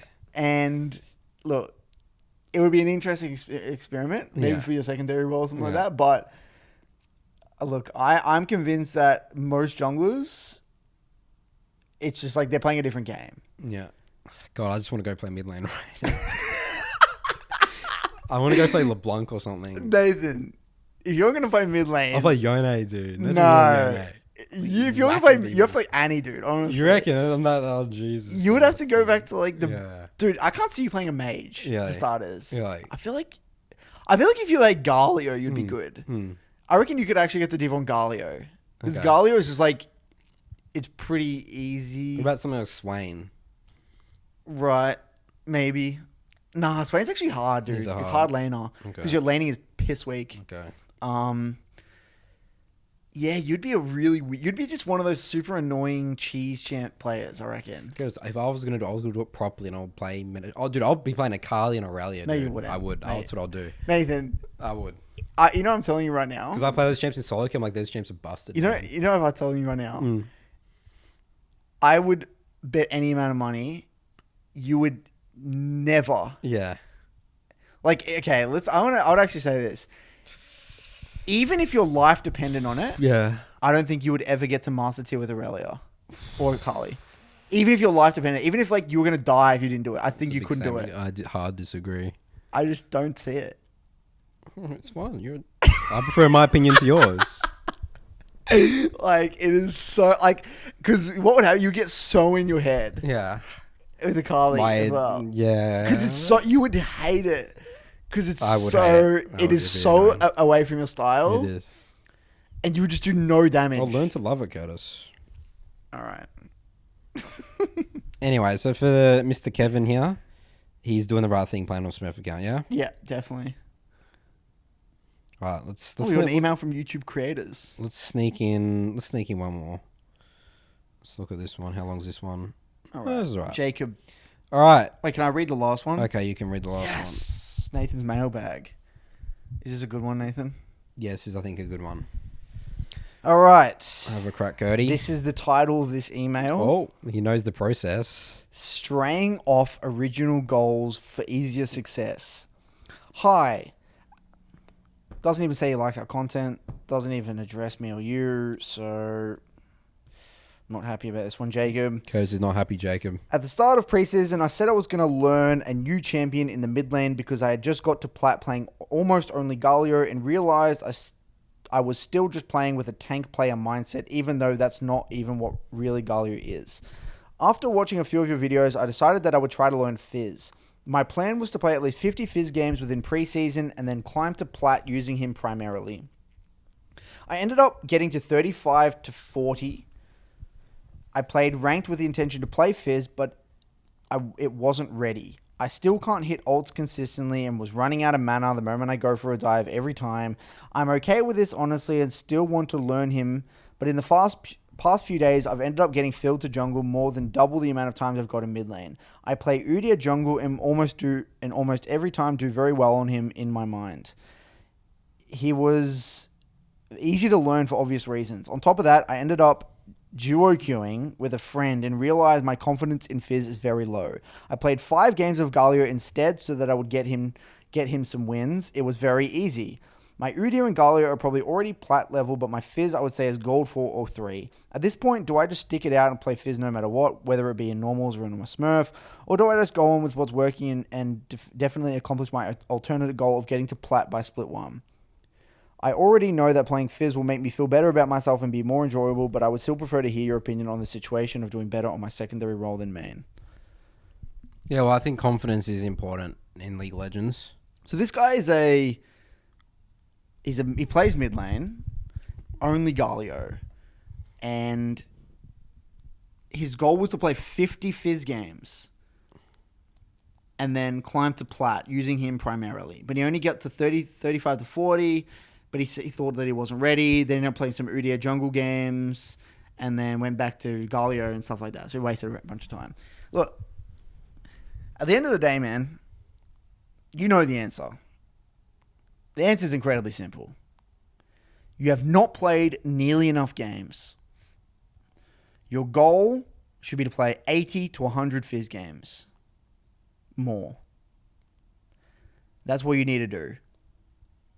Because what's going to happen? You're going to get your goal of getting to plat with your Galio and Udyr, and then you're going nowhere. You're not learning anything. Well, then the argument is he's playing against better players. It's just not worth it. Being a one-trick Galio player in Platinum doesn't get you anywhere. Yeah.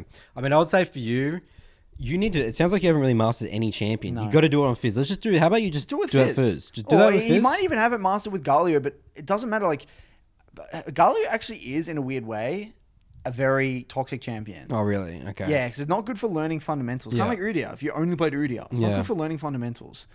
You learn a skill set. It's a skill set that's fine, but you don't want to only play Galio. It seems to me that you would be a much better player if you played Fizz to plat.